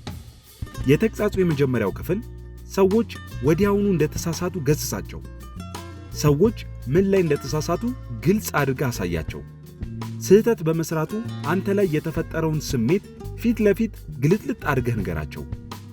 ከተግሳጹ በኋላ ስሜትህን በትክክል መረዳት እንዲችሉ ለተወሰኑ ሰከንዶች ጸጥ በል። የተግሳጹ ሁለተኛ ክፍል እጃቸውን ጨብጥ ወይም ምቾት የሚሰጣቸው ቦታ ላይ እንደ ማበረታቻ ወዳጅነትን በሚገልጽ መልኩ ንካቸው። ምን ያህል ዋጋ እንደምትሰጣቸው አስታውሳቸው። ለእነሱ ያለ አስተሳሰብ ቀና እንደሆነ ነገር ግን በዚህ ሁኔታ ብቻ ቅር እንደተሰኘህባቸው አረጋግጥላቸው። ተግሳጹ ካለቀ በኋላ የሚቀጥል ምንም ተግሳጽ እንደማይኖር አስታውስ። ወጣቱ ራሱ ደርሶበት ባይረዳው ኖሮ የአንድ ደቂቃን ተግሳጽ ስኬታማነት በትክክል ሊገነዘቡ አይችልም ነበር። በወቅቱ ምቾት ነስቶት እንደነበረ ምንም ጥርጥር የለውም። ደግሞም ድጋሚ እንዲያጋጥመው አይፈልግም። ነገር ግን ሁሉም ሰው አሁንም በኋላም ስህተት መስራቱ አይቀሬ ስለሆነ የሆነ ጊዜ ተግሳጾችን ለመቀበል ዝግጁ መሆን እንዳለበት ገብቶታል። ተግሳጹ የሚመጣው ከአንድ ደቂቃ ሥራ አስኪያጁ ከሆነ ሚዛናዊ የሆነ እንደሚሆንና በሥራው ላይ እንጂ በእሱ ማንነት ላይ ያተኮረ እንደማይሆን እርግጠኛ ሆኗል። ወደ አንድ ደቂቃ ሥራ አስኪያጁ ቢሮ እየሄደ ያስብ የነበረው ስለ አንድ ደቂቃ ሥራ ማስኬድ ሂደት ቀላልነት ነበር። ሦስቱም ምስጢሮች ትርጉም ይሰጣሉ። የአንድ ደቂቃ ግብ፣ የአንድ ደቂቃ አድናቆትና የአንድ ደቂቃ ተግሳጽ። ግን ለምንድን ነው ውጤት የሚያስገኙት? ለምንድን ነው የአንድ ደቂቃው ሥራ አስኪያጅ በኩባንያው ውስጥ እጅግ ውጤታማው ሥራ አስኪያጅ ለመሆን የቻለው? ይህንን በአእምሮ እያሰላሰለ ነበር። የአንድ ደቂቃ ሥራ አስኪያጁ ማብራሪያ። ወደ አንድ ደቂቃ ሥራ አስኪያጁ ሲመለስ ጸሐፊው በቀጥታ መግባት ትችላለህ፣ መቼ ተመልሰ ልትመጣ እንደምትችል እየጠየቀ ነበር አለችው። ወጣቱ ወደ ቢሮ ሲገባ ቢሮ ምን ያህል ግልጽና ያልተዘበራረቀ መሆኑን እያስተዋለ ነበር። የአንድ ደቂቃ ሥራ አስኪያጁ ፈገግ ብሎ ሰላምታ አቀረበለት። መልካም፣ በጉዞዎች ምን ነገሮችን አገኘ ሲል ጠየቀው። በጣም ብዙ አለ ወጣቱ። የተማርከውን ንገረኝ እስኪ ሲል ሥራ አስኪያጁ አበረታታው። አንተ ራስህን ለምን የአንድ ደቂቃ ሥራ አስኪያጅ ብለህ እንደምትጠራ ደርሼበታለሁ። ከሰዎች ጋር ምን እንደሚጠበቅባቸውና ምን ተጠያቂነት እንደሚኖርባቸው የአንድ ደቂቃ ግብ ታቅዳላችሁ። ከዚያም ጥሩ ሥራ እስኪሰሩ ትጠባበቃቸውና የአንድ ደቂቃ አድናቆት ትቸራቸዋለህ። በመጨረሻም አቅሙና ክህሎቱ እያላቸው ስህተት ሲሰሩ የአንድ ደቂቃ ተግሳጽን ታስከትላለህ። ስለ ሁሉም ምን ታስባለህ ታዲያ አንተ? ሲል የአንድ ደቂቃው ሥራ አስኪያጅ ጠየቀ። ምን ያህል ቀለል ያሉ ነገሮች እንደሆኑ በማየት ተደንቄያለሁ። እንዲያም ሆኖ ይሰራሉ፣ ውጤት ያመጣሉ። ለእናንተ እየሰሩላችሁ እንደሆነ አምናለሁ አለ ወጣቱ። ለመተግበር ፈቃደኛ ከሆንክ ለአንተም ይሰራልሃል፣ ሥራ አስኪያጁ ረገጥ አድርጎ ተናገረ። ምናልባት አለ ወጣቱ። ነገር ግን ለመተግበር የምገፋፋው ለምን ውጤታማ እንደሆነ ይበልጥ ስረዳ ነው። ሁሉም ሰው እንደዚያ ነው የሚያስበው ወጣቱ። አንድ ነገር ይበልጥ በተረዳኸው መጠን ለመተግበር ፍላጎትህ ከፍ ይላል። ስለዚህ የማውቀውን ልነግርህ ደስተኛ ነኝ። ከየት እንድጀምር ትፈልጋለህ? ከሁሉም በፊት የአንድ ደቂቃ ሥራ ማስኬድ ሲባል ሥራዎችን ሁሉ ለማስኬድ የሚያስፈልገው ጊዜ አንድ ደቂቃ ነው ማለት ነው በፍጹም ሁሌም አይደለም። ይልቁንም ሥራ አስኪያጅነት ሰዎች ሊያደርጉት እንደሚሞክሩት የተወሳሰበ አለመሆኑን ለማሳየት ነው። እንዲሁም ሰዎችን መምራት የምንፈራውን ያህል ጊዜ አይወስድም። ስለዚህ የ1 ደቂቃ አስተዳደር ስል እንደ ግብ ማስቀመጥ ለመሳሰሉት ቁልፍ ሥራዎች ከ1 ደቂቃ በላይ ሊወስድ ቢችልም 1 ደቂቃ ተምሳሌታዊ ቃል ነው። በእርግጥ አንዳንዴ 1 ደቂቃን ብቻ ይወስዳል። በጠረጴዛዬ ላይ ከማስቀምጣቸው ማስታወሻዎቼ አንዱን ላሳየ። ወጣቱ የሚከተለውን ተጽፎ ተመለከተ። ምርጥ ጊዜ አሳለፉ የምለው በሰዎች ላይ የሰራሁበትን ጊዜ ነው። ትንሽ ግራ የሚያጋባ ነገር ነው አለ ሥራ አስኪያጁ። ብዙዎቹ ኩባንያዎች ከ50 እስከ 70 በመቶ የሚሆነውን ገንዘባቸውን የሚያውሉት ለሰዎች ደሞዝ በመክፈል ነው። ነገር ግን ሰዎቹን ለማሰልጠን የሚያውሉት ገንዘብ ከ1 በመቶ አይበልጥም። እንዲያውም አንዳንድ ኩባንያዎች ሰራተኞቻቸውን እንዲታደሱና እንዲሰለጥኑ በማድረግ ፋንታ የሚያድሱት ሕንፃዎቻቸውንና መሳሪያዎቻቸውን ነው። እንደዚህ አስቤ አላቅም ነበር። ግን ውጤት የሚያመጡት ሰዎች ናቸው ካልን እንዳልከው ትርጉም ያለው ነገር ሰዎች ላይ ኢንቨስት ማድረጉ ነው አለ ወጣቱ በመገረም። በትክክል በፊት ሥራ እንደጀመርኩ አካባቢ የሆነ ሰው እኔ ላይ ኢንቨስት አድርጎብኝ በነበረ ብዬ እመኛለሁ አለ ሥራ አስኪያጁ። ማለት ወጣቱ ጠየቀ። ከዚህ በፊት በሠራሁባቸው አብዛኞቹ ድርጅቶች ምን እንድሠራ እንደሚጠበቅብኝ አላውቅም ነበር። ማንም አስጨንቆት ነግሮኝ አያውቅም።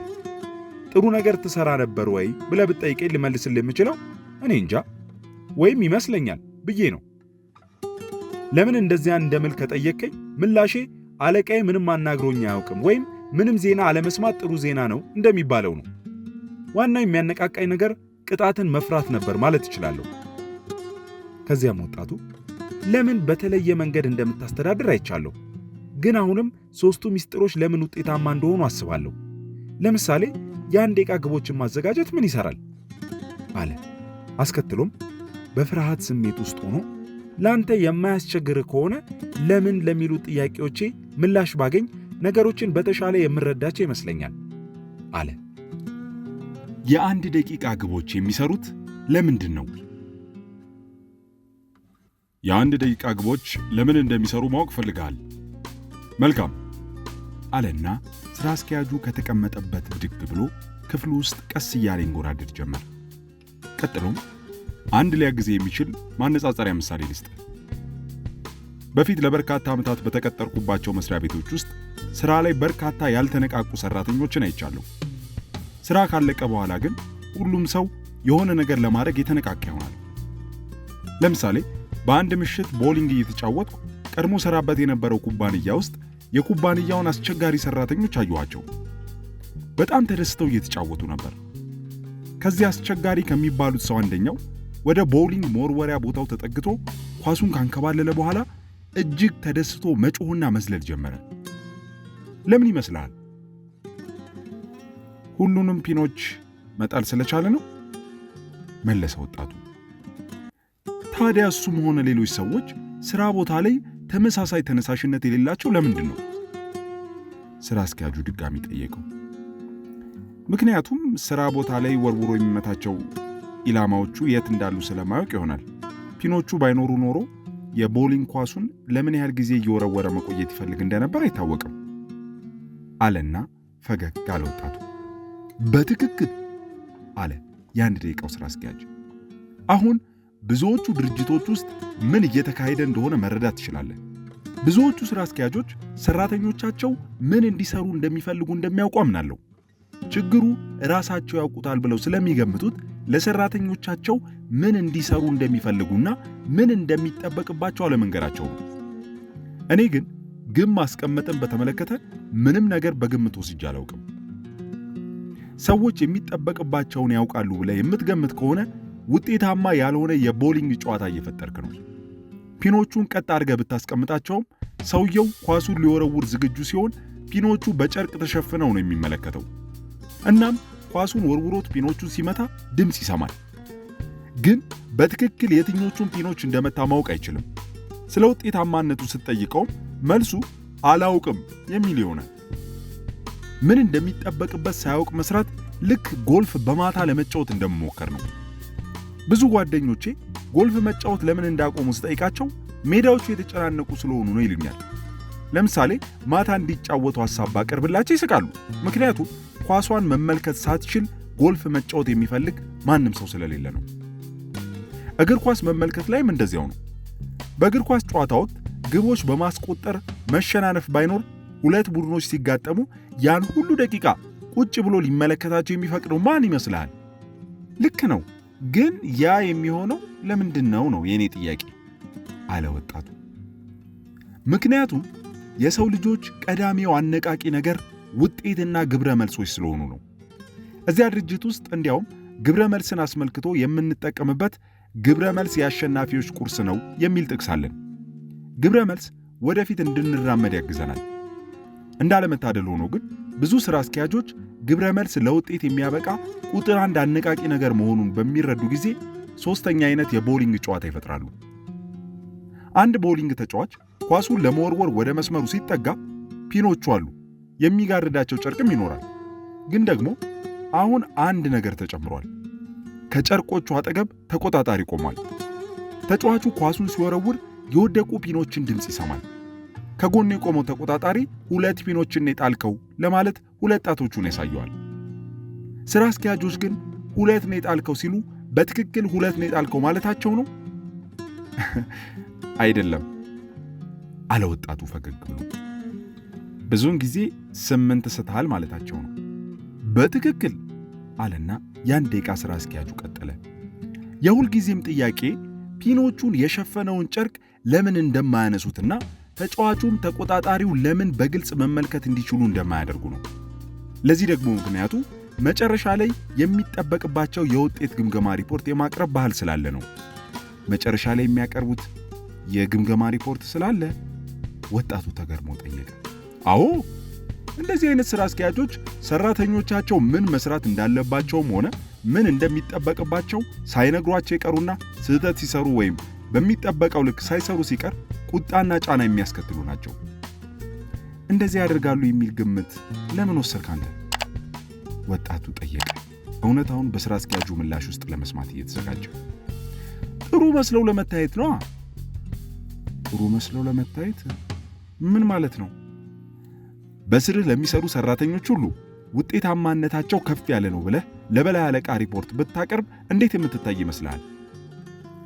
ውጤታማ በሆኑትና ውጤታማ ባልሆኑት መካከል ያለውን ልዩነት መገንዘብ የማይችል ወይም በሰዎች ላይ መጨከን የሚከብደው ለስላሳ ሰው ሆኜ ልታይ ይችላለሁ። በትክክል አለ ሥራ አስኪያጁ። በብዙ ድርጅቶች ጥሩ ሥራ አስኪያጅ መስሎ ለመታየት ሰዎች ስህተት ሲሰሩ አጥብቀህ መያዝ ይኖርብሃል። እንዲሁም ደግሞ የተወሰኑ አሸናፊዎች፣ የተወሰኑ ተሸናፊዎችና ብዙዎቹን ደግሞ መካከል ላይ ማስቀመጥ ይገባሃል። አንድ ጊዜ የልጄን ትምህርት ቤት ስጎበኝ አንዲት የ5 ዓመት ክፍል አስተማሪ ተማሪዎቿን ስለ ክልል ዋና ከተሞች እየፈተነች ነበር። ግድግዳዎቹ ላይ ለምን አትላሶች እንደሌሉ ስጠይቃት እንደዚያ ከሆነማ ሁሉም ተማሪ 100 ያመጣል ነበር ያለች። አየህ፣ ሁሉም ተማሪ ትልቅ ነጥብ ማምጣቱ እንደ ችግር የሚታይበት ሁኔታ ተፈጥሯል አለኝ። ቀጥሎም ያነበብኩትን አንድ ነገር አስታወሱ። አንድ ጊዜ አንድ ሰው አንስታይንን ስልክ ቁጥሩን ሲጠይቀው ወደ ስልክ ማውጫው ሄዶ ማገላበጥ ይጀምራል። ለምን እንደዚያ እንደሚያደርግ ሲጠየቅ ሌላ ቦታ ላገኘው በሚችለው መረጃ አእምሮዬን ማጨናነቅ አልፈልግም ነበር ያለው አለ ሥራ አስኪያጁ። እየቀለድክ ነው አይደል? አለ ወጣቱ እየሳቀ። በፍጹም እየቀለድኩ አይደለም። በጉዳዩ ላይ አንተ የተሻለ የምታውቅ ሰው ካልሆንክ አንድ ሰው የራሱን ስልክ ቁጥር የስልክ ማውጫ ወይም ማስታወሻ ላይ ሲፈልግ ብታየው ምንድነው የምትለው? ጎበዝ ወይስ ሰነፍ? ኧረ በጣም ሰነፍ ነው ምለው። በትክክል ሥራ አስኪያጁ መለሰ። እኔም እንደዚያ ነበር የምለው፣ ግን ተሳስተናል አይደለም? ወጣቱ ጭንቅላቱን በመነቅነቅ ተስማማ። ሁላችንም ይህንን ስህተት ለመስራት ይቀለናል አለና ሥራ አስኪያጁ ለራሱ ያዘጋጀውን የተቀረጸ ጽሑፍ እያሳየው ይህንን ተመልከት አለው። ጥቅሱ ሁሉም ሰው የማሸነፍ አቅም አለው። አንዳንድ ሰዎች ተሸናፊዎች መስለው ቢታዩ እንዳትታለል። ልብ በል፣ እንደ ሥራ አስኪያጅ 3 አማራጮች ናቸው ያሉ። አንደኛው አሸናፊዎችን መቅጠር ትችላለህ። ሁለተኛው አሸናፊዎችን አግኝተህ መቅጠር ካልቻልክ አሸናፊ የመሆን አቅም ያላቸውን መቅጠር ነው። ከዚያ ያን ሰው በዘዴ አሰልጥነህ አሸናፊ ታደርገዋለህ። ከላይ ከተጠቀሱት ከሁለቱ አንዱን ለማድረግ ፈቃደኛ ካልሆንክ የሚቀር ሶስተኛ አማራጭ ጸሎት ነው አለው። ይህ ወጣቱን ደንገጥ ብሎ ማስታወሻ ደብተሩ ላይ ጸሎት ብሎ እንዲጽፍ አደረገው። ስራ አስኪያጁ በጸጥታ ፈገግ ብሎ ቀልድ ለመፍጠር እየሞከርኩ ነው ጎረምሳው፣ ነገር ግን ልብ ብለህ ካየህ ይህ ሰራተኛ ጎበዝ እንዲሆን እመኛለሁ እያሉ በየቀኑ የሚጸልዩ በርካታ ስራ አስኪያጆች መኖራቸውን ታያለህ። የመጀመሪያውን አማራጭ ብንወስድ ይሻላል። ጎበዝ ሰራተኛ ከቀጠርክ የ1 ደቂቃ ስራ አስኪያጅ ለመሆን ይቀላል አይደለም ሲል ጠየቀ ወጣቱ። ልክ ነው አለ ስራ አስኪያጁ ፈገግ ብሎ። ስራ አስኪያጁ ኮስተር ማለት ውጤታማ ስራ አስኪያጅ ያደርግ ይመስል ወጣቱ አሁንም በጣም ኮስተር ብሎ መታየቱን አስተውሏል። ከዚያ ከጎበዞች ጋር ማድረግ ያለብህ የ1 ደቂቃ ግብህን አስቀምጠህ ኳሱን ራሳቸው እንዲያንከባልሉት መፍቀር ነው አለው። ከሚስ ብራውን ጋር ስነጋገር አንዳንዴ ይህንኑ ከሷ ጋር ማድረግ እንደማይጠበቅበት ተረድቻለሁ አለ ወጣቱ። ልክ ናት ቀጠለ ስራ አስኪያጁ። ከሁሉም ጋር ከአሸናፊም ይሁን የማሸነፍ አቅም ካለው ጋር ቢሆን የ1 ደቂቃ ግብ የባህሪ ውጤታማነት መሰረት ነው። የ1 ደቂቃ ግብን ማንም ያመንጨው ማን አስቀድሞ በወረቀት ላይ መስፈር እንዳለበት የሚነገረው ትክክል ነው? ወጣቱ ነበር የጠየቀው። በትክክል የሚል ነበር የ1 ደቂቃው ስራ አስኪያጅ ምላሽ። ሰዎች ግቦቻቸውን ቶሎ ቶሎ እንዲፈትሹና ውጤታማነታቸውንም እንዲያጣቅሱ ያስችላቸዋል። እንደተረዳሁት ወረቀት ላይ እንዲያሰፍሩ የምታደርጋቸው ሁሉንም የሥራቸውን ዝርዝር ሳይሆን ዋና ዋና ግቦቻቸውን ነው። አዎ፣ ምክንያቱም ይህ ነገር የወረቀት ማምረቻ ሆኖ በዓመት አንዴ የምንገመግመው ወይም በዓመት አንዴ ግብ የምናስቀምጥበት ብሎም በዓመት አንዴ የብቃት ሪፖርት የምናቀርብበት የወረቀት ክምር እንዲጠራቀም አልፈልግም። ምናልባት እንዳስተዋልከው ከእኔ ጋር የሚሰሩ ሰዎች ሁሉ የየራሳቸው እንደዚህ ያለ የተቀረጸ አባባል አላቸው አለና የራሱን የተቀረጸ አባባል አሳየው። እንዲህ ይላል: 1 ደቂቃ ውሰድ፣ ግቦችህን ተመልከት፣ የሥራ ሂደትህን ተመልከት፣ ባህሪና ግብህ መጣጣማቸውን አረጋግጥ። ወጣቱ ተገርሟል። ባለፈው በነበረው አጭር ቆይታ ይህንን አልተመለከተውም ነበር። ይህንን ከዚህ በፊት አላየሁትም። ከነዚህ አባባሎች አንዱ ማግኘት እችላለሁ ሲል ጠየቀ። ትችላለህ፣ አመቻችልሃለሁ መለሰ ስራ አስኪያጁ። የወደፊት ስራ አስኪያጅ የሆነው ወጣቱ ከተማራቸው ነገሮች ውስጥ የተወሰኑትን በማስታወሻው እያሰፈረ ጭንቅላቱን ቀና ሳያደርግ ታውቃለህ፣ በአጭር ጊዜ ውስጥ ስለ 1 ደቂቃ ስራ አስኪያጅነት መማር ያለብኝን ሁሉ ለመማር ከባድ ነው። ምናልባትም ስለ 1 ደቂቃ ግብ ማወቅ ያለብን ተጨማሪ ነገር ይኖራል፣ ግን ሌላ ጊዜ ላድርገው እችላለሁ። አሁን ወደ 1 ደቂቃ አድናቆቶች መሸጋገር እንችላለን አለ ማስታወሻ ደብተሩን እያጣቀሰ። እንችላለን። ምናልባትም እሱም ለምን እንደሚሰራ ለማወቅ ነው ፍላጎት? በትክክል እሱ ነው ፍላጎቴ ወጣቱ መለሰ። የ1 ደቂቃ አድናቆቶች ውጤታማ የሆኑት ለምንድን ነው? አንዳንድ ምሳሌዎች እንመልከት። ምናልባት ያኔ የ1 ደቂቃ አድናቆቶች ለምን ውጤት እንደሚያመጡ የተሻለ ለመረዳት ያስችላል አለ ስራ አስኪያጁ። ደስ ይለኛል የወጣቱ ምላሽ ነበር። አንዱ ምሳሌ ወላጆች በመጀመሪያ ልጆች መራመድ እንዲማሩ ሲረዷቸው ነው። ገና መራመድ ያልጀመረን አንድን ሕፃን እንዲቆም አድርገህ ተራመድ አትለው። ሲወድቅም አንስተህ በጥፊ ብለኸው ተራመድ እያልኩ እኮ ነው ብለህ አትቆጣው። ከዚህ ይልቅ ልጁን አንስተህ ታቆመዋለህ። በመጀመሪያ ቀን ትንሽ ለመቆም ይንገዳገዳል። በዚህም ሁሉም ሰው ይደሰታል። አንተም ልጁን አቅፈህ እየሳምከው በአድናቆት ቆመ ትላለህ። በሚቀጥለው ቀን ለአፍታ ቆም ሲልና ምናልባትም እየተንገዳገደ አንድ እርምጃ ለመራመድ ይሞክር ይሆናል። አንተም በማቀፍና በመሳም ታበረታተዋለህ። በመጨረሻም ሕፃኑ ይህ በጣም ጥሩ ስምምነት መሆኑን በመገንዘብ በመጨረሻ እስኪራመድ ድረስ በእግሮቹ በሚገባ መቆም ይጀምራል። አንድ ልጅ እንዲናገር ማስተማርም ተመሳሳይ ነገር ነው። አንድ ሕፃን ልጅ እባክህ በብርጭቆ ውሃ ስጠኝ እንዲል ፈለግክ እንበል።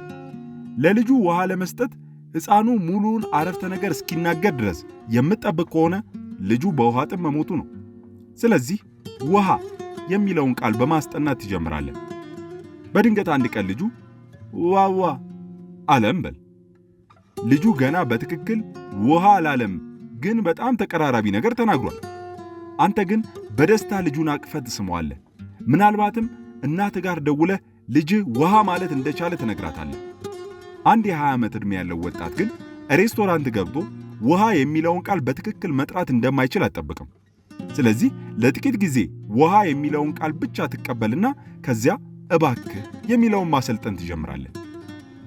እነዚህ ምሳሌዎች ሰዎች አሸናፊ እንዲሆኑ ለመርዳት በጣም አስፈላጊውና ተፈጥሯዊው ነገር መጀመሪያ ላይ ትክክል ወደ መሆን የቀረበ ነገር ሲያደርጉ መያዙ ነው።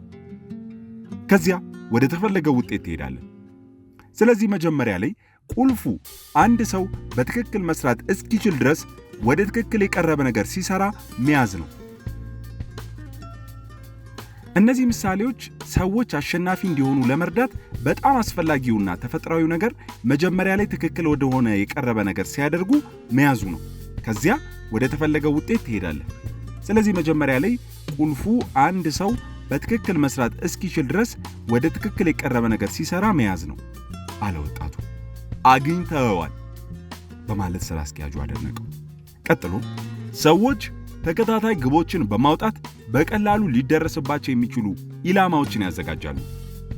በሥራ ቦታና በሕይወት ውስጥም አንድ አሸናፊ ብዙውን ጊዜ ነገሮችን በትክክል ሲያደርግ መያዝ የለብህም። ምክንያቱም ጥሩ አፈጻጸም ያላቸው ሰዎች ራሳቸውን ነገሮችን በትክክል ሲያደርጉ ይይዛሉ። እየተማሩ ያሉ ሰዎች ግን ከሌሎች ምስጋናና ማበረታቻ ይጠቀማሉ። ከዚያም ወጣቱ መጀመሪያ ላይ አዳዲስ በብዛት ሰዎችህን ልምድ ያላቸው ሰዎችህ አዲስ ፕሮጀክት ሲጀምሩ የምትከታተለው ለዚህ ነው ሲል ጠየቀ። አዎ፣ አብዛኞቹ ሥራ አስኪያጆች ሠራተኞችን ከማመስገናቸው በፊት በትክክል አንድ ነገር እስኪያደርጉ ድረስ ይጠብቃሉ። በውጤቱም ብዙ ሰዎች መቼም ቢሆን ከፍተኛ አፈጻጸም አያገኙ። ምክንያቱም ሥራ አስኪያጆቻቸው የሚያተኩሩት ስህተት ሲሰሩ ማለትም ከመጨረሻው አፈጻጸም በታች የሆነ ማንኛውንም ነገር ሲያደርጉ መያዝ ላይ ስለሆነ ነው። ከዚያም ወጣቱ ይሄ ውጤታማ የሚሆን አይመስለኝም አለ። አይሆንም እንጂ ሥራ አስኪያጁ በመስማማት መለሰ። ሰዎችን በራሳቸው ትተናቸው ከዚያ ደግሞ ጥሩ ውጤት እንዲያመጡ እንጠብቅባቸዋለን። የጠበቅነውን ሳናገኝ ስንቀር ደግሞ እናስደነግጣቸዋለን። እነዚህ ሰዎች መጨረሻቸው ምንድን ነው የሚሆነው? በርካታ ድርጅቶችን ስለጎበኘህ እነዚህን መሰል ሰዎች ተመልክተህ ይሆናል። በተቻላቸው መጠን በጣም ትንሽ ሥራ ነው የሚሰሩት። በዚህ ዘመን የብዙ ቢዝነሶች ፈተናም እሱ ነው። ሰዎቻቸው በጥራትም በብዛትም በጣም ትንሽ ነው የሚያመርቱት። የዚህ ደካማ የቢዝነስ ውጤታማነት ዋና ምክንያቱ ደግሞ ሰዎች በጥሩ ሁኔታ ስላልተመሩ ነው። ወጣቱ ልጅ ማስታወሻ ደብተሩን አስቀመጠ። የሰማውን ነገር ማሰላሰል ጀመረ። የአንድ ደቂቃ አስተዳደርን በሙሉ ምስሉ ውጤታማ የቢዝነስ መሳሪያ መሆኑን ማስተዋል ጀምሯል። እንደ አንድ ደቂቃ አድናቆት ያለ ቀላል ተግባር በቢዝነስም ሆነ ከቢዝነስ ዓለም ውጪ ይህንን ያህል ውጤት አስመዝጋቢ ነገር መሆኑ አሁንም እንዳስገረመው ነው። ይህ ጉዳይ የተወሰኑ ጓደኞቼን ያስታውሰኛል አለ። ደውለውልኝ አዲስ ውሻ እንደገዙ ነገሩኝ። ውሻቸውን ለማሰልጠን ያዘጋጁት ዕቅድ ላይ ያለኝን አስተያየትም ጠየቁኝ። ሥራ አስኪያጁ ፈራ ተባ እያለ ምን ሊያደርጉት ነበር? ውሻው ባልተገባ ቦታ ካካ ባለ ቁጥር ውሻውን ይወስዱትና በአፍንጫው ካካውን አስነክተው ቂጡን በጋዜጣ ይደበድቡታል። ከዚያም ውሻው እያየ ጋዜጣውን ውሻው ካካ እንዲል ወደሚጠበቅበት ቦታ በመስኮት ይወረውሩታል። ይህንን ካደረጉ በኋላ ምን እንደሚከሰት ጠየቁ። የሚከተለውን ስለማወቅ ሳኩባቸው። ከ3 ቀናት በኋላ ውሻው የተገነዘበው ከአካባቢው መጥፋት እንዳለበት በመሆኑ ወለሉ ላይ ካካይልና በመስኮቱ ይዘላል። ቅጣትን በራስ መተማመን በሌላቸው ወይም ምን መስራት እንዳለባቸው በማያውቁ ላይ ስንጠቀምበት የሚፈጠረው ውጤት ያ ነው። ልምድ የሌላቸው ሰዎች የምንፈልገውን ውጤት ካላመጡ በቅጣት ፋንታ ወደ 1 ደቂቃ ግብ ማስቀመጥ ሄደን የሚጠበቅባቸውንና የሚጠየቁበትን ጉዳይ በዝርዝር እንዲያውቁ ማድረግ ይገባል። እሺ፣ በድጋሚ የ1 ደቂቃ ግብ በጋራ ካስቀመጥክ በኋላ ጥሩ ነገር ሲሰሩ ለመያዝ ትጠባበቃለህ? ጠየቀ ወጣቱ። በትክክል እንደዚያ ነው የማደርገው። መጀመሪያዎቹ አካባቢ ሁሌም የ1 ደቂቃ አድናቆትን ለመስጠት ዝግጁ መሆንና መንገድ ማመቻቸት አለብን። ከዚያም ሥራ አስኪያጁ ወጣቱን በቀጥታ አይኑን እየተመለከተ አንተ በጣም ጉጉት ያለህና ነገሮችን ቶሎ የምትቀበል ተማሪ ነህ። ለዚያም ነው የ1 ደቂቃ አስተዳደርን ምስጢሮች ለአንተ ሳጋራ ደስታ የሚሰማኝ አለው። ሁለቱም ፈገግ አሉ። የአንድ ደቂቃን አድናቆት ሲሰሙት ያውቁታልና። ከአንድ ደቂቃ ተግሣጽ ይልቅ የአንድ ደቂቃ አድናቆትን እመርጣለሁ አለ ወጣቱ እየሳቀ። አሁን የአንድ ደቂቃ ግቦችና የአንድ ደቂቃ አድናቆት ለምን ውጤት እንደሚያመጡ ገብቶኛል። በጥሩ ሁኔታ ተረድቻቸዋለሁ። መልካም አለ የአንድ ደቂቃ ሥራ አስኪያጁ። ነገር ግን የአንድ ደቂቃ ተግሣጹ ለምን ውጤታማ እንደሆነ እስካሁን ሊገባኝ አልቻለም። መልሶ ወጣቱ ግራ በመጋባት ስሜት ለሥራ አስኪያጁ ነገረው። ስለሱ የተወሰኑ ነገሮችን ልንገርህ አለ የአንድ ደቂቃው ሥራ አስኪያጅ። የአንድ ደቂቃ ተግሣጾች ውጤታማ የሚሆኑት ለምንድን ነው?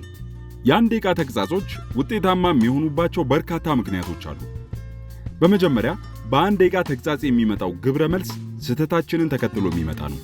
ማለትም አንድ ሰው የማይፈለግ ባህሪ ሲያሳይ ወይም መረጃዎች ባልተገባ መንገድ እየተከተለ እንደሆነ እንዳሳዩን ግብረ መልስ መስጠት ያለብን ወዲያውኑ ነው። ስለ አንድ ሰው ያለንን አሉታዊ እይታ ወይም አስተያየት አጠራቅሞ ማቆየት ወይም ማሳደር አይገባም።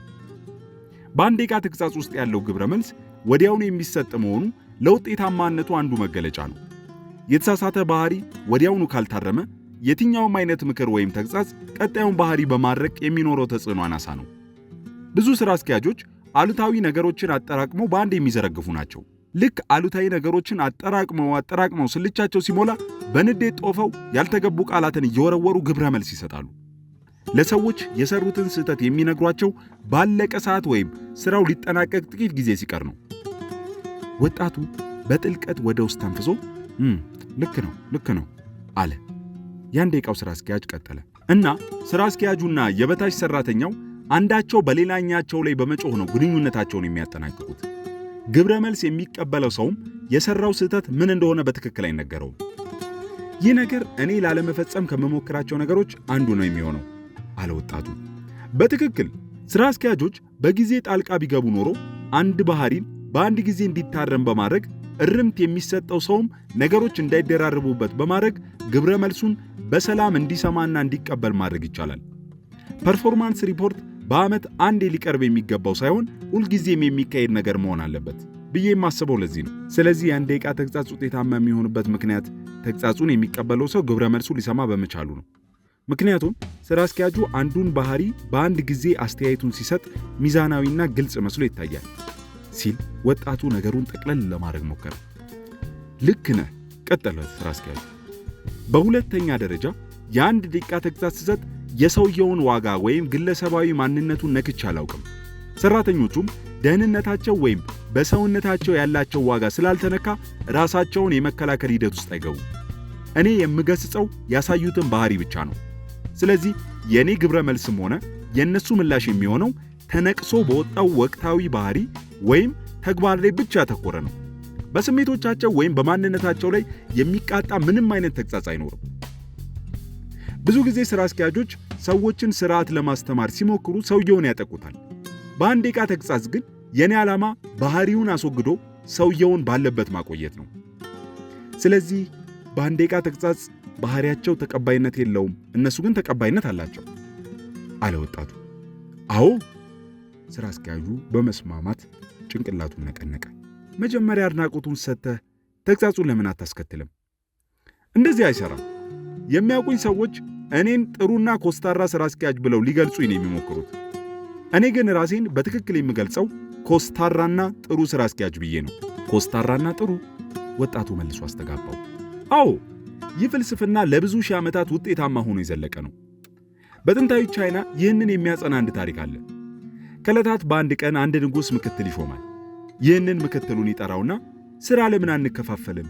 አንተ ቅጣቶችን ሁሉ አካሄድ፣ እኔ ደግሞ ሽልማቶችን ሁሉ ላካሄድ ይለዋል። ምክትሉ እሺ እኔ መቅጣቱን እሰራለሁ፣ አንተ መሸለሙን ቀጥልበት ብሎ ይስማማል። ይህንን ታሪክ የምወደው ይመስለኛል አለ ወጣቱ ሥራ አስኪያጁ ሲያወራ አቋርጦት። ተወደዋለህ ብሎ መለሰለት። አሁን ንጉሡ ትዕዛዝ ሲያስተላልፍ ሰዎች አንዳንዴ እንደሚቀበሉት አንዳንዴ ደግሞ እንደማይቀበሉት፣ ነገር ግን ምክትሉ በሚናገር ጊዜ ሁሉ ግን ሰዎች ሁሉ ያለውን ለማድረግ እንደሚንቀሳቀሱ አስተዋለ። ከዚያ ንጉሡ ምክትሉን በድጋሚ ጠራውና ሥራችንን ለምን አንለዋወጥም? አንተ ሽልማቱን ሥራ፣ እኔ ደግሞ መቅጣቱ ለተወሰነ ጊዜ ልስራው አለው። ስለዚህ ዋናውና ምክትሉ በድጋሚ ኃላፊነት ተቀያየሩ። ጥሩ ሰው የነበረው ንጉሡ አሁን ሰዎችን ሁሉ የሚቀጣና የሚያሳድድ ሆነ። ሰዎች ይህ ሰው ምን ሆኗል እያሉ ያሙት ጀመረ። ንጉሡ ከቦታው መውረድ እንዳለበት ወስነው የሚተካውን ሲያፈላልጉ አስቀድሞ የመጣላቸው በፊት ክፉ የነበረው አሁን ግን ሙሉ በሙሉ ወደ መልካምነት የተቀየረው ምክትሉ ሆነ። እናም ምክትሉን በንጉሡ ቦታ አስቀመጡትና በወር ውስጥ ምክትሉ ንጉሥ ሆነ። እውነተኛ ታሪክ ነው? ወጣቱ ጠየቀ። እውነተኛነቱ ምን ያስጨንቃል? ሲል መለሰ ሥራ አስኪያጁ እየሳቀ። ከምሬ ነው። መጀመሪያ ሰውየው ላይ ኮስተር ብለበት በኋላ ጥሩ ሰው ስትሆንለት ሁሌም የሚሰራ አካሄድ ነው። የአንድ ደቂቃ ተግሣጽ ውጤታማ የሆነበት የዚህ ዘመን ምሳሌ አለ? ወጣቱ ሥራ አስኪያጁን ጠየቀው። በሚገባ አለኝ። ሁለቱ ልጥቀስልህ። አንዱ የአዋቂ የባህሪ ብልሽት ሲሆን ሁለተኛው ልጆችን ሥርዓት ከማስያዝ ጋር የተያዘ ነው። የአዋቂ የባህሪ ችግር ስትል ምን ማለት ነው? ጠየቀ ወጣቱ። የአልኮል ሱሰኛ ስለመሆን ነው እያወራ ያለሁት። ከ30 ዓመታት በፊት አንድ የሃይማኖት መሪ ዛሬ ቀውስን ማስተዳደር ወይም ክራይሲስ ማኔጅመንት ተብሎ የሚጠራውን ዘዴ ፈጠረ። ቴክኒኩን የፈጠረው አንዲትን የሐኪም ሚስት ለመርዳት በሚሞክርበት ጊዜ ነበር። ያቺ ሴት በሚኔሶታ ሆስፒታል ውስጥ በጉበት በሽታ ምክንያት በሞትና በሕይወት መካከል ነበረች። ነገር ግን እስካሁንም ድረስ የመጠጥ ሱስ እንደሌለባት ነው የምታምነው። የቤተሰብ አባላቷ በአልጋዋ ዙሪያ በሚሰባሰቡ ጊዜ ቄሱ ሁሉንም ስለ መጠጥና ተያያዥ አደጋዎች እንዲያወሩ ይጋብዛቸዋል። ይህ የአንድ ደቂቃ ተግሣጽ ወሳኝ ክፍል ነው። ተግሣጽ ከመስጠት በፊት ባህሪውን ራስህ አይተህ ማረጋገጥ አለብን።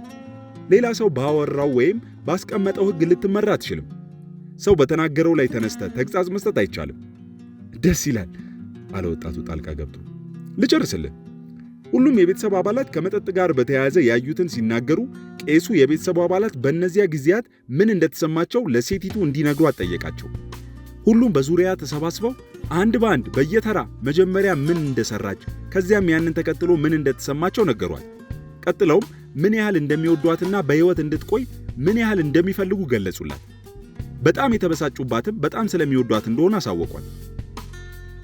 ቀላል ነገር ነው የሚመስለው አለ ወጣቱ። በተለይ እንደ መጠጥ ላለ የተወሳሰበ ችግር መፍቻ ሲውል ሰራላቸው። ግን በሚያስደንቅ ሁኔታ ሰራላቸው እና አሁን ክራይሲስ ማኔጅመንት ማዕከላት በመላው አገሪቱ አሉ። በእርግጥ ጠቅለል ለማድረግ እንደሞከርኩት ቀላል አይደለም። ነገር ግን ለሰዎች የሰሩትን ጥፋት በግልጽ መንገር፣ በዚያ የተነሳ የተሰማንን ስሜት ማሳወቅ፣ በመጨረሻም እነሱ ለእኛ ምን ያህል ዋጋ እንዳላቸው መግለጽ በሰዎች ባህሪ ላይ ከፍ ያለ ለውጥ ያስከትላል። በጣም የሚደንቅ ነገር ነው እየነገርከኝ ያለው አለ ወጣቱ። ልክ ነው። ሌሎች ሰዎች የአንድ ደቂቃ ተግሣጽን እንዴት እንደተጠቀሙበት የሚያሳዩ 2 ምሳሌዎች እሰጥሃለሁ ነበር ያልከኝ። ወጣቱ ጥያቄውን ሰነዘረ። በትክክል አዎ። በ1970ዎቹ መጀመሪያ አካባቢ በካሊፎርኒያ የአንድ ቤተሰብ ሳይካትሪስት በልጆች ዘንድ ተመሳሳይ ጥናት አካሂዶ ነበር። ሰዎች ከሰዎች ጋር ስለሚኖራቸው ስሜታዊ ቁርኝት በከፍተኛ ሁኔታ ያነብ ነበር። ሰዎች ምን እንደሚፈልጉ በደንብ አወቀ። ሰዎች የሚፈልጉት ለእነሱ ግድ ከሚሰጣቸው ሰዎች ጋር መሆንና ሰዎች ስለሆኑ ብቻ የሚቀበላቸውን ማግኘት ነው። ዶክተሩ ሰዎች አንዳንዴም ልካቸውን የሚነግራቸውን እንደሚፈልጉ ደረሰበት። የቅርብ የሚሏቸው ሰዎች ሲያጠፉ እንዲቆጧቸው ይፈልጋሉ። የዚህ ተግባራዊ ትርጉሙ ምንድን ነው? የወጣቱ ጥያቄ ነበር። እያንዳንዱ ወላጅ በልጁ ትከሻ ላይ እጁን ጭኖ ወይም እጁን ነክቶ ወይም ልጁ ገና ጨቅላ ከሆነ ጭኑ ላይ አስቀምጦ ምን ስህተት እንደሰራና በስህተቱ ምክንያት የተሰማውን ስሜት ጭምር በግልጽ ይነግሯል። በመጨረሻም ወላጁ በጥልቀት አየር ይስብና ለተወሰኑ ሰከንዶች ልጁ ወላጁ በተናገረው ነገር የተሰማውን ስሜት እንዲያስተናግድ ይተወዋል። ቀጥሎ ወላጁ ልጁን ምን ያህል እንደሚወደውና ለእሱ ምን ያህል ዋጋ እንደሚሰጠው ይገልጽለታል። አየህ፣ ሰዎችን ስታስተዳድር ባህሪያቸውንና ዋጋቸው አንድ አይነት ነገሮች አለመሆናቸውን መገንዘብ አለብን። በጣም አስፈላጊው ነገር ባህሪያቸውን መቆጣጠር የሚችሉ ሰዎችን መፍጠር ነው። ይህ ለኛ ለሥራ አስኪያጆችም ለሰራተኞቻችንም እኩል የሚሰራ ነገር ነው። በእርግጥ ይህንን ካወቅ አለ ሥራ አስኪያጁ ወደ አንደኛው የተቀረጸ አባባል እያመለከተ፣ የውጤታማ ተግሣጽን ቁልፍ ታውቀዋለህ። ጽሑፉ እንዲህ ይላል፣ እኛ ባህሪያችንን አይደለንም፣ እኛ ባህሪያችንን የሚያስተዳድረው ሰው ነን። የምታስተዳድረው ሰዎችን እንጂ በኋላ ላይ የመጣውን ባህሪያቸውን እንዳልሆነ ከተረዳህ ጥሩ ሥራ አስኪያጅ ይወጣል ሲል አጠቃለለ ሥራ አስኪያጁ። በእንደዚህ አይነቱ ተግሣጽ ውስጥ ጥልቅ አክብሮትና መተሳሰብ ይታያል አለ ወጣቱ። እሱን ስለተረዳው ደስ ብሎናል ወጣቱ። በአንድ ደቂቃ ተግሳጽ ውጤታማ የምትሆነው ተግሳጹን ስለምትሰጠው ሰው የወደፊት ሁኔታ በሚገባው ልክ የምታስብ ስትሆን ነው። ወጣቱ ጣልቃ ገብቶ ይህ ሚስተር ሌቪ በአድናቆት ጊዜ ትከሻውን መታመታ እንደምታደርገው እጁን እንደምትጨብጠው እንዲሁም በጓደኝነት መንፈስ ነካ እንደምታደርገው የነገረኝን ያስታውሰኛል። አሁን ደግሞ ወላጆችን ልጆቻቸውን ለማረም ንክኪን እንዲጠቀሙ ሲበረታቱ አየው። መንካት ይህንን ያህል ዋጋ ያለው ነገር ነው በአንድ ደቂቃ ተግሳጽ ጊዜ? አዎም አይደለም ሲል ፈገግ ብሎ መለሰ ስራ አስኪያጁ። አዎ የሚሆነው ሰውየውን በቅርበት የምታውቀው ሲሆንና ያ ሰው በትክክል እንዲለወጥ ጽኑ ፍላጎት ሲኖር ሲሆን፣ አይደለም የሚሆነው ደግሞ ከሁለት አንዳችሁ በዚህ ጉዳይ ላይ ቅንጣት ጥርጣሬ ካላችሁ ነው። ንክኪ በጣም ኃይለኛ መልእክት አስተላላፊ መሳሪያ ነው። ሰዎች ለንክኪ ያላቸው ምላሽ ጠንካራ ስለሆነ እሱም መከበር አለበት። ለምሳሌ ምንም የማታውቀው መንገደኛ ሰው ድንገት መጥቶ ቢነካ ደስ ይላል? በፍጹም ኧረ ደስ አይለኝም፣ የሆነ ክብድ ይለኛል እንደው አለ ወጣቱ። አሁን የምለው ገባህ? ንክኪ በጣም ጨዋ በሆነ መንገድ መካሄድ አለበት። ሰዎች በምትነካቸው ቅጽበት የምትነካቸው በአድናቆት ይሁን ወይም ልታታልላቸው እየሞከርክ በቀላሉ ለይታ ያውቁታል። ስለ ንክኪ በጣም ቀላል የሆነ አንድ መመሪያ አለ። ይህም የምታስተዳድራቸውን ሰዎች መንካት ያለብህ ማረጋገጫ ለመስጠት፣ ከጎናችሁ ነኝ ለማለት፣ ለማበረታታት ወይም ለመሳሰሉት መሆን አለበት አለ ስራ አስኪያጁ። ስለዚህ ሰዎቹ ስኬታማ እንዲሆኑ ራሳቸው በግልጽ መፈለጋቸውን እርግጠኛ እስካልሆንንና ከጎናቸው ለመቆም ካልወሰንን በስተቀር ሰዎችን መንካት የለብንም። አሁን ግልጽ ሆኖልኛል ወጣቱ ተናገረ። ነገር ግን አለ እንደ ማመንታት እያለ የአንድ ደቂቃ አድናቆትና የአንድ ደቂቃ ተግሳጽ በጣም ቀላል ነገሮች ሆኖ ሳለ የሚፈጥሩት ተጽዕኖ ከፍተኛ ነው። ያ ታዲያ ሰዎችን ማታለል አይሆንም? የአንድ ደቂቃ አስተዳደር ሰዎች የምንፈልገውን ነገር እንዲያደርጉ ለመግፋት ወሳኝ መንገድ ስለመሆኑ ትክክል ብለሃል። ነገር ግን ማታለል ማለት ሰዎች ያልተስማሙበትን ወይም ያላወቁትን ነገር እንዲሰሩ ማድረግ ነው። የአንድ ደቂቃ አስተዳደርን በተመለከተ ለሁሉም ሰው መጀመሪያ ምን እንደምታደርግና ለምን እንደምታደርገው ማሳወቅ የሚጠበቅብህም ለዚያ ነው። በሕይወት ውስጥ ካሉ ሌሎች ነገሮችም የሚሰሩ ነገሮች አሉ፣ የማይሰሩ ነገሮችም አሉ። ሰዎችን በግልጽነት መቅረብ የሚሰራ ነገር ነው። በሌላ መልኩ ምናልባትም በሕይወት ውስጥ እንዳረጋገጥከው ግልጽ አለመሆን በስተመጨረሻ ከሰዎች ጋር የሚኖርንን ገመድ የሚበጥስ ነው። ያን ያህል ቀላል ነው። አሃ አሁን ገባኝ አለ ወጣቱ። ያንተ የአስተዳደር ዘይቤ ምንጩ ለሰዎች ያለህ ክብር ነው። አዎ ሰዎችን እንደማከብር ገምታለሁ። ወጣቱ ለመጀመሪያ ጊዜ ይህንን ሥራ አስኪያጅ ሲያገኘው ምን ያህል ትርጉም አልባ ሰው ነው ብሎ ገምቶት እንደነበር አስታወሰ። ሥራ አስኪያጁ ወጣቱ የሚያስበውን የሚያነብብ ይመስል አንዳንዴ ኮስታራ ለመሆን በሚገባ ልክ ለሰዎች ማሰብ ይገባል። እኔ ደግሞ በደካማ ሥራዎች ላይ በጣም ኮስታራ ነው የምሆነው። ነገር ግን የምኮሳተረው በሰውየው ላይ ሳይሆን በሥራው ላይ ነው አለ። ከዚያ ወጣቱ ወደ ማስታወሻ ደብተሩ እያመለከተ ምናልባት የሚስብ ሆኖ ልታገኘው ከቻልክ የአንድ ደቂቃ ግቦችና ውጤታማነታቸው እንዲሁም አድናቆቶችና ተግሳጾች እንዴት የሰውን ባህሪ ላይ ተጽዕኖ እንደሚፈጥሩ እንዲያስታውሰኝ የቀረጽኩት አባባል ይወልህ አለና ማስታወሻው ላይ የጻፈውን አሳየው። በትክክል አዎ፣ በ1970ዎቹ መጀመሪያ አካባቢ በካሊፎርኒያ የአንድ ቤተሰብ ሳይካትሪስት በልጆች ዘንድ ተመሳሳይ ጥናት አካሂዶ ነበር። ሰዎች ከሰዎች ጋር ስለሚኖራቸው ስሜታዊ ቁርኝት በከፍተኛ ሁኔታ ያነብ ነበር። ሰዎች ምን እንደሚፈልጉ በደንብ አወቀ። ሰዎች የሚፈልጉት ለእነሱ ግድ ከሚሰጣቸው ሰዎች ጋር መሆንና ሰዎች ስለሆኑ ብቻ የሚቀበላቸውን ማግኘት ነው። ዶክተሩ ሰዎች አንዳንዴም ልካቸውን የሚነግራቸውን እንደሚፈልጉ ደረሰበት። የቅርብ የሚሏቸው ሰዎች ሲያጠፉ እንዲቆጧቸው ይፈልጋሉ። የዚህ ተግባራዊ ትርጉሙ ምንድን ነው? የወጣቱ ጥያቄ ነበር።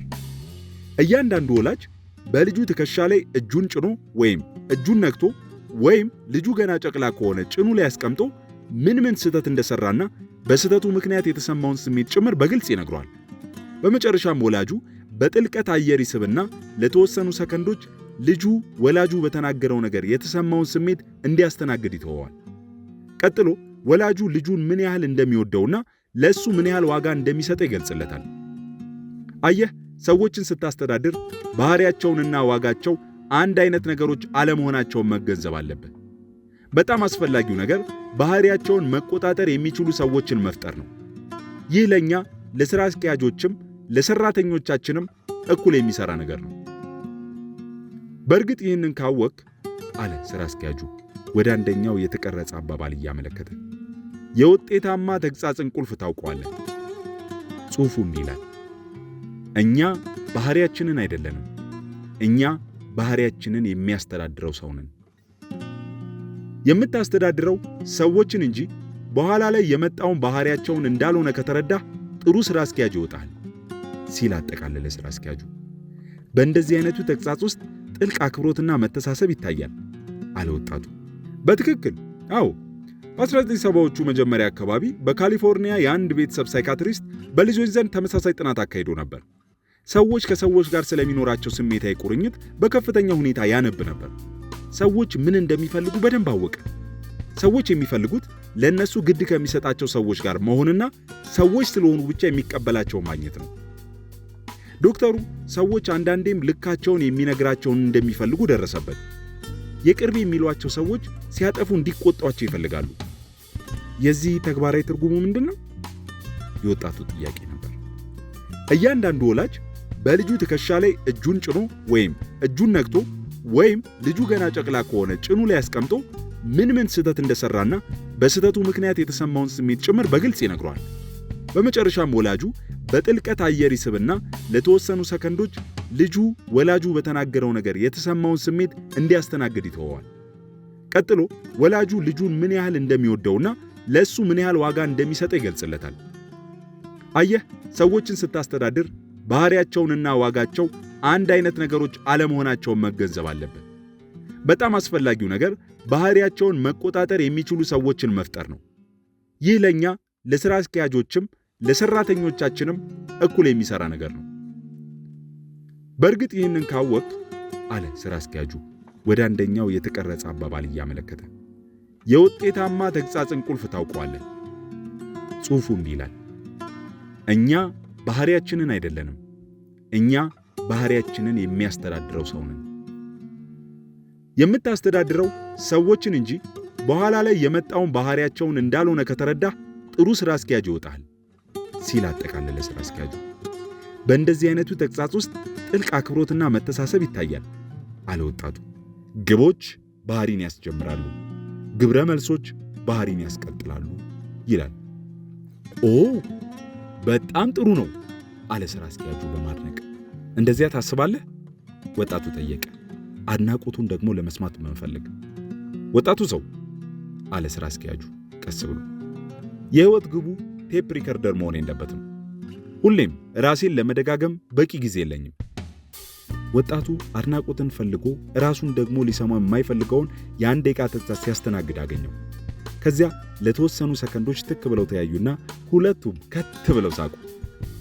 ወድጄሃለሁ ወጣቱ ሰው፣ እዚህ ብትሰራ ምን ይሰማሃል? አለ ሥራ አስኪያጁ። ወጣቱ ሰው ማስታወሻውን አስቀምጦ በመደነቅ አፈጠጠ። ለአንተ እንድሠራ ማለት ነው? በጉጉት ጠየቀ። አይ አይደለም፣ ማለት የፈለግኩት ልክ እንደ ሌሎቹ በእኔ ስር እንደሚሰሩ ሰዎች የራስህን ዲፓርትመንት ይዘህ እንድትሠራ ነው። ማንም ሰው ለሌላ ሰው አይሠራም። እኔ የማደርገው ሰዎች በተሻለ ውጤታማ እንዲሆኑ ማገዝ ነው። በሂደቱ ድርጅቱ ተጠቃሚ ይሆናል። ይህ ወጣቱ ሰው በጣም ሲፈልገው የቆየው ጉዳይ ነው። እዚህ መስራት በጣም ነው የሚያስደስተኝ አለ። እናም ለተወሰነ ጊዜ በዚያ ኩባንያ ውስጥ ሠራ።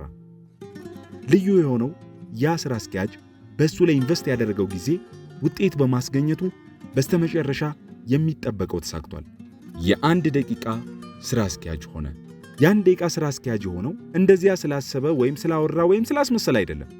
አሁን የአንድ ደቂቃ ግቦችን ያስቀምጣል፣ የአንድ ደቂቃ አድናቆቶችን ይሰጣል፣ የአንድ ደቂቃ ተግሣጾችን ይሰጣል፣ አጭርና ግልጽ ጥያቄዎችን ያቀርባል፣ ቀላሉን እውነት ፊት ለፊት ይናገራል፣ ይስቃል፣ ይሰራል፣ ይደሰታል እና ከሁሉም በላይ ደግሞ አብሯቸው የሚሰራቸውን ሰዎች ልክ እንደሱ እንዲያደርጉ ያበረታታል። በኪስ የምትያዝ ስለ አንድ ደቂቃ አስተዳደር የምታሳይ ማስታወሻም ፈጥሯል። ለሱ ሪፖርት ለሚያደርጉ ሁሉ እንደ ስጦታ አበርክቶላቸዋል። የአንድ ደቂቃ ሥራ አስኪያጁ የጨዋታ ዕቅድ አጭር መግለጫ። ለአንተም ሆነ ለሌሎች በአጭር ጊዜ ውስጥ ትልቅ ውጤት የማስመዝገብን ስጦታ ልታበረክት የምትችልባቸውን መንገዶችና ግቦች አስቀምጥ። አድንቅ፣ አላስፈላጊ ባህሪያትን ገስጽ፣ ሰዎችን አበረታታ፣ እውነቱን ተናገር፣ ሳቅ፣ ሥራ፣ ተደሰት። እናም ካንተ ጋር የሚሰሩ ሰዎች ሁሉ ተመሳሳይ ነገር እንዲያደርጉ አበረታታ። ስጦታ ላንተ። ከብዙ ዓመታት በኋላ ሰውየው ለመጀመሪያ ጊዜ ስለ 1 ደቂቃ አስተዳደር ለማወቅ የሞከረበትን ጊዜ አስታወሰ። ከብዙ ጊዜያት በፊት ነው የሚመስለው። ከ1 ደቂቃ ሥራ አስኪያጁ ያገኘው ትምህርት በጽሑፍ በማስቀመጡም እጅግ ደስ ተሰኘ። ሐሳቦቹን ወደ መጽሐፍ ቀይሮ ለበርካታ ሰዎች አበረከተላቸው። ሚስ ጎሜዝ ደውላ እንዴት እንደማመሰግንህ አላውቅም፣ በሥራዬ ከፍተኛ ለውጥ ነው ያመጣህልኝ ማለቷን ያስታውሳል። ያ አስደስቶታል። ስላለፈው ጊዜ ሲያስብ ፈገግ ይላል። ከ1 ደቂቃው ሥራ አስኪያጅ በርካታ ነገሮች መማሩን አስታውሶ በልቡ ያመሰግነዋል። አዲሱ ሥራ አስኪያጅ ሐሳቡን አንድ እርምጃ ወደፊት ለማራመድ ስለቻለ ደስተኛ ነው። የመጽሐፉን ቅጂ ለበርካታ የድርጅቱ ሰዎች በመስጠቱ ብዙ ችግር እንዲፈታ አስችሏል። ሁሉም ሰው ነገሮችን ለምንና እንዴት እንደሚያደርጋቸው አስቀድመው ስለሚያውቁ ማንም የመታለል ስሜት አድሮበት አያውቅም። ደግሞም ቀላሎቹ ግብ ማስቀመጥ፣ አድናቆትና ተግሣጽ ለምን ውጤታማነትን እንደሚያሳድጉ ለመገንዘብ ችለዋል። ሁሉም ሰው እንደራሱ ፍጥነት መጽሐፉን ሙሉ በሙሉ እስኪረዳው ድረስ ደጋግሞ በማንበብ መጨረሻ ላይ ወደ ተግባር ይቀይረዋል። ሥራ አስኪያጁ መደጋገም አዲስ ነገር በመማር ሂደት ውስጥ ያለውን ጠቀሜታ በደንብ ያውቃል። ሐሳቡን በግልጽና ቀላል በሆነ መንገድ ማካፈሉ በርከት ያለ ጊዜ ቆጥቦለታል፣ ሥራውንም ቀላል አድርጎለታል። በስሩ የሚሰሩ በርካቶች ራሳቸው የ1 ደቂቃ ሥራ አስኪያጆች ሆነዋል። እነሱም በተራቸው በሥራቸው የሚገኙ ሰዎች ዘንድ ተመሳሳይ ነገር አድርገዋል። አጠቃላይ ድርጅቱ በጣም ውጤታማና ምርታማ ሆኗል። ወንበሩ ላይ ተቀምጦ በማሰላሰል ላይ ሳለ አዲሱ የ1 ደቂቃ ሥራ አስኪያጅ ውጤታማነትን በአጭር ጊዜ ማግኘትን ስጦታ ለራሱ መስጠት በመቻሉ ምን ያህል ዕድለኛ እንደሆነ መገንዘብ ችሏል። አሁን ለማሰብና ለማቀድ ለድርጅቱም የሚያስፈልገውን ድጋፍ ለመስጠት በቂ ጊዜ አለው። እንቅስቃሴ ለማድረግና ጤናውን ለመጠበቅ ጊዜ አለው። ሌሎች ሥራ አስኪያጆች በየቀኑ የሚያጋጥማቸው ጫናና መጨናነቅ በእሱ ዘንድ እንደሌለ ያውቃል። ከእሱ ጋር የሚሰሩ ሌሎች ሰዎችም የእሱን አይነት ጥቅም እያገኙ እንደሆነ ያውቃል። የእሱ ዲፓርትመንት ውድ ወጪ አያስመዘግብም። ብዙ የህመም ሪፖርትም የለውም። ይህ ነው የሚባል ከሥራ የሚቀር የለም። ጠቀሜታው በጉልህ የሚታይ ነው። ወደ ኋላ ሲመለከት የ1 ደቂቃ አስተዳደርን ሙሉ በሙሉ በትክክል እስከምተገብረው ብሎ አለመጠበቁ ያስደስተዋል። ሠራተኞቹ የአስተዳደር ዘይቤውን ካነበቡ በኋላ እያንዳንዳቸውን በ1 ደቂቃ ሥራ አስኪያጅ ስር መስራት ይፈልጉ እንደሆነ ይጠይቃቸዋል። ሰዎች ራሳቸው የ1 ደቂቃ ሥራ አስኪያጅ ለመሆን ከመፈለግ የበለጠ የ1 ደቂቃ ሥራ አስኪያጅ እንዲኖራቸው ይበልጥ መፈለጋቸው አስገርሞታል። ይህንን በማወቁ ለሠራተኞቹ የሚጠበቅበትን ያህል ሊሰራ አለመቻሉን ለመንገር ይቀለዋል። ሰዎችን ማድነቅን ወይም ለነገሮች የሚሰማኝን ትክክለኛ ስሜት መግለጽን ተላምጄዋለሁ፣ ግን ለሰዎች የ1 ደቂቃ ተግሣጽ ከሰጠው በኋላ መረጋጋት እንዳለብኝና ጥሩ ሰዎች መሆናቸውን ማስታወስ እንዳለብኝ እርግጠኛ አልሆንም ይላል። ባልደረቦቹ ሁሌም ቢያንስ መሞከር ትችላለህ የሚሉት ነገር ያስቀዋል። ሠራተኞቹን በ1 ደቂቃ ሥራ አስኪያጅ መመራት ይፈልጉ እንደሆነ በመጠየቅና የሚጠበቅበትን ያህል ላይሰራው እንደሚችል በመንገር በጣም ትልቅ ሥራ መከወን ችሏል። አብሯቸው የሠራቸው ሰዎች ሁሌም ከጎናቸው እንደሆነ ይሰማቸዋል። ለውጡን የሚያመጣው ያ ነው። ከዚያም የ1 ደቂቃው ሥራ አስኪያጅ ከተቀመጠበት ተነስቶ በሚገባ በተደራጀው ቢሮ ውስጥ መንጎራደድ ጀመረ። በሐሳብ ተመስጦ ነበር። አሁን ስለ ራሱም ስለ ሥራ አስኪያጅነቱም ጥሩ ስሜት ይሰማዋል። ለሰዎች መጠንቀቅ መቻሉ በደንብ ከፍሎታል። በድርጅቱ ውስጥ ወደ ላይ እያደገ እንዲሄድና ተጨማሪ ኃላፊነቶችና ሽልማቶች እንዲያገኝ አስችሎታል። ድርጅቱም አብረውት የሚሰሩት ሰዎችም በሱ መኖር አትራፊ መሆን በመቻላቸው ውጤታማ ሥራ አስኪያጅ መሆኑን አውቋል። ለሌሎች የተሰጠ ስጦታ። ጭልጥ ብሎ ከገባበት ሐሳብ ያነቃው በድንገት የጠራው የስልክ ድምፅ ነበር። እንደምን አደሩ ጌታዬ? አንዲት ወጣት ሴት ስልኩ ላይ እየጠበቀች ነው። በአካል መጥታ ሰዎችን ስለምናስተዳድርበት መንገድ ከእርሶ ጋር መነጋገር ትችል እንደሆነ እየጠየቀችኝ ነው የሚለውን የጸሐፊውን ድምፅ ሰማ። አዲሱ የ1 ደቂቃ ሥራ አስኪያጅ ደስ አለው። ብዙ ሴቶች ወደ ቢዝነሱ ዓለም እየገቡ እንደሆነ ያውቃል። የተወሰኑት ደግሞ ልክ እሱ እንዳደረገው ስለ ጥሩ አስተዳደር ለማወቅ መፈለጋቸው አስደስቶታል። አሁን በሥራ አስኪያጁ የሚመራው የሥራ ክፍል በሰላም እየተንቀሳቀሰ ነው። እንደምትገምቱት በዓለም ላይ ምርጥ የሥራ ሂደት የሚባለው አይነት ነው። ሠራተኞቹ ደስተኛና ምርታማ ናቸው። ለእሱ በዚህ ጊዜ በዚህ ኃላፊነት ላይ እንደመገኘት የሚያስደስት ነገር የለም። በማንኛውም ጊዜ መምጣት ትችያለሽ ሲል ለደዋያ ነገራት። ቀጥሎም ራሱን ከአንዲት ወጣት ሴት ጋር ሲያወራ አገኘው። አዲሱ የአንድ ደቂቃ ሥራ አስኪያጅ ጎብኚውን እንድትቀመጥ እየጋበዘ የአስተዳደር ሚስጥሮችን ላካፍልሽ በመቻሌ ደስተኛ ነኝ። ከአንቺ የሚጠይቀው አንድ ነገር ብቻ ነው አለ። ምንድን ነው እሱ? ጎብኚዋ ጠየቀች። ጠቃሚ ሆኖ ካገኘሽው አለ ሥራ አስኪያጁ፣ ለሌሎች እንድታካፊው ነው። የአንድ ደቂቃ ማናጀር ዘ ኒው 1 ሚኒት ማናጀር ኬን ብላንቻርድ እና ስፔንሰር ጆንሰን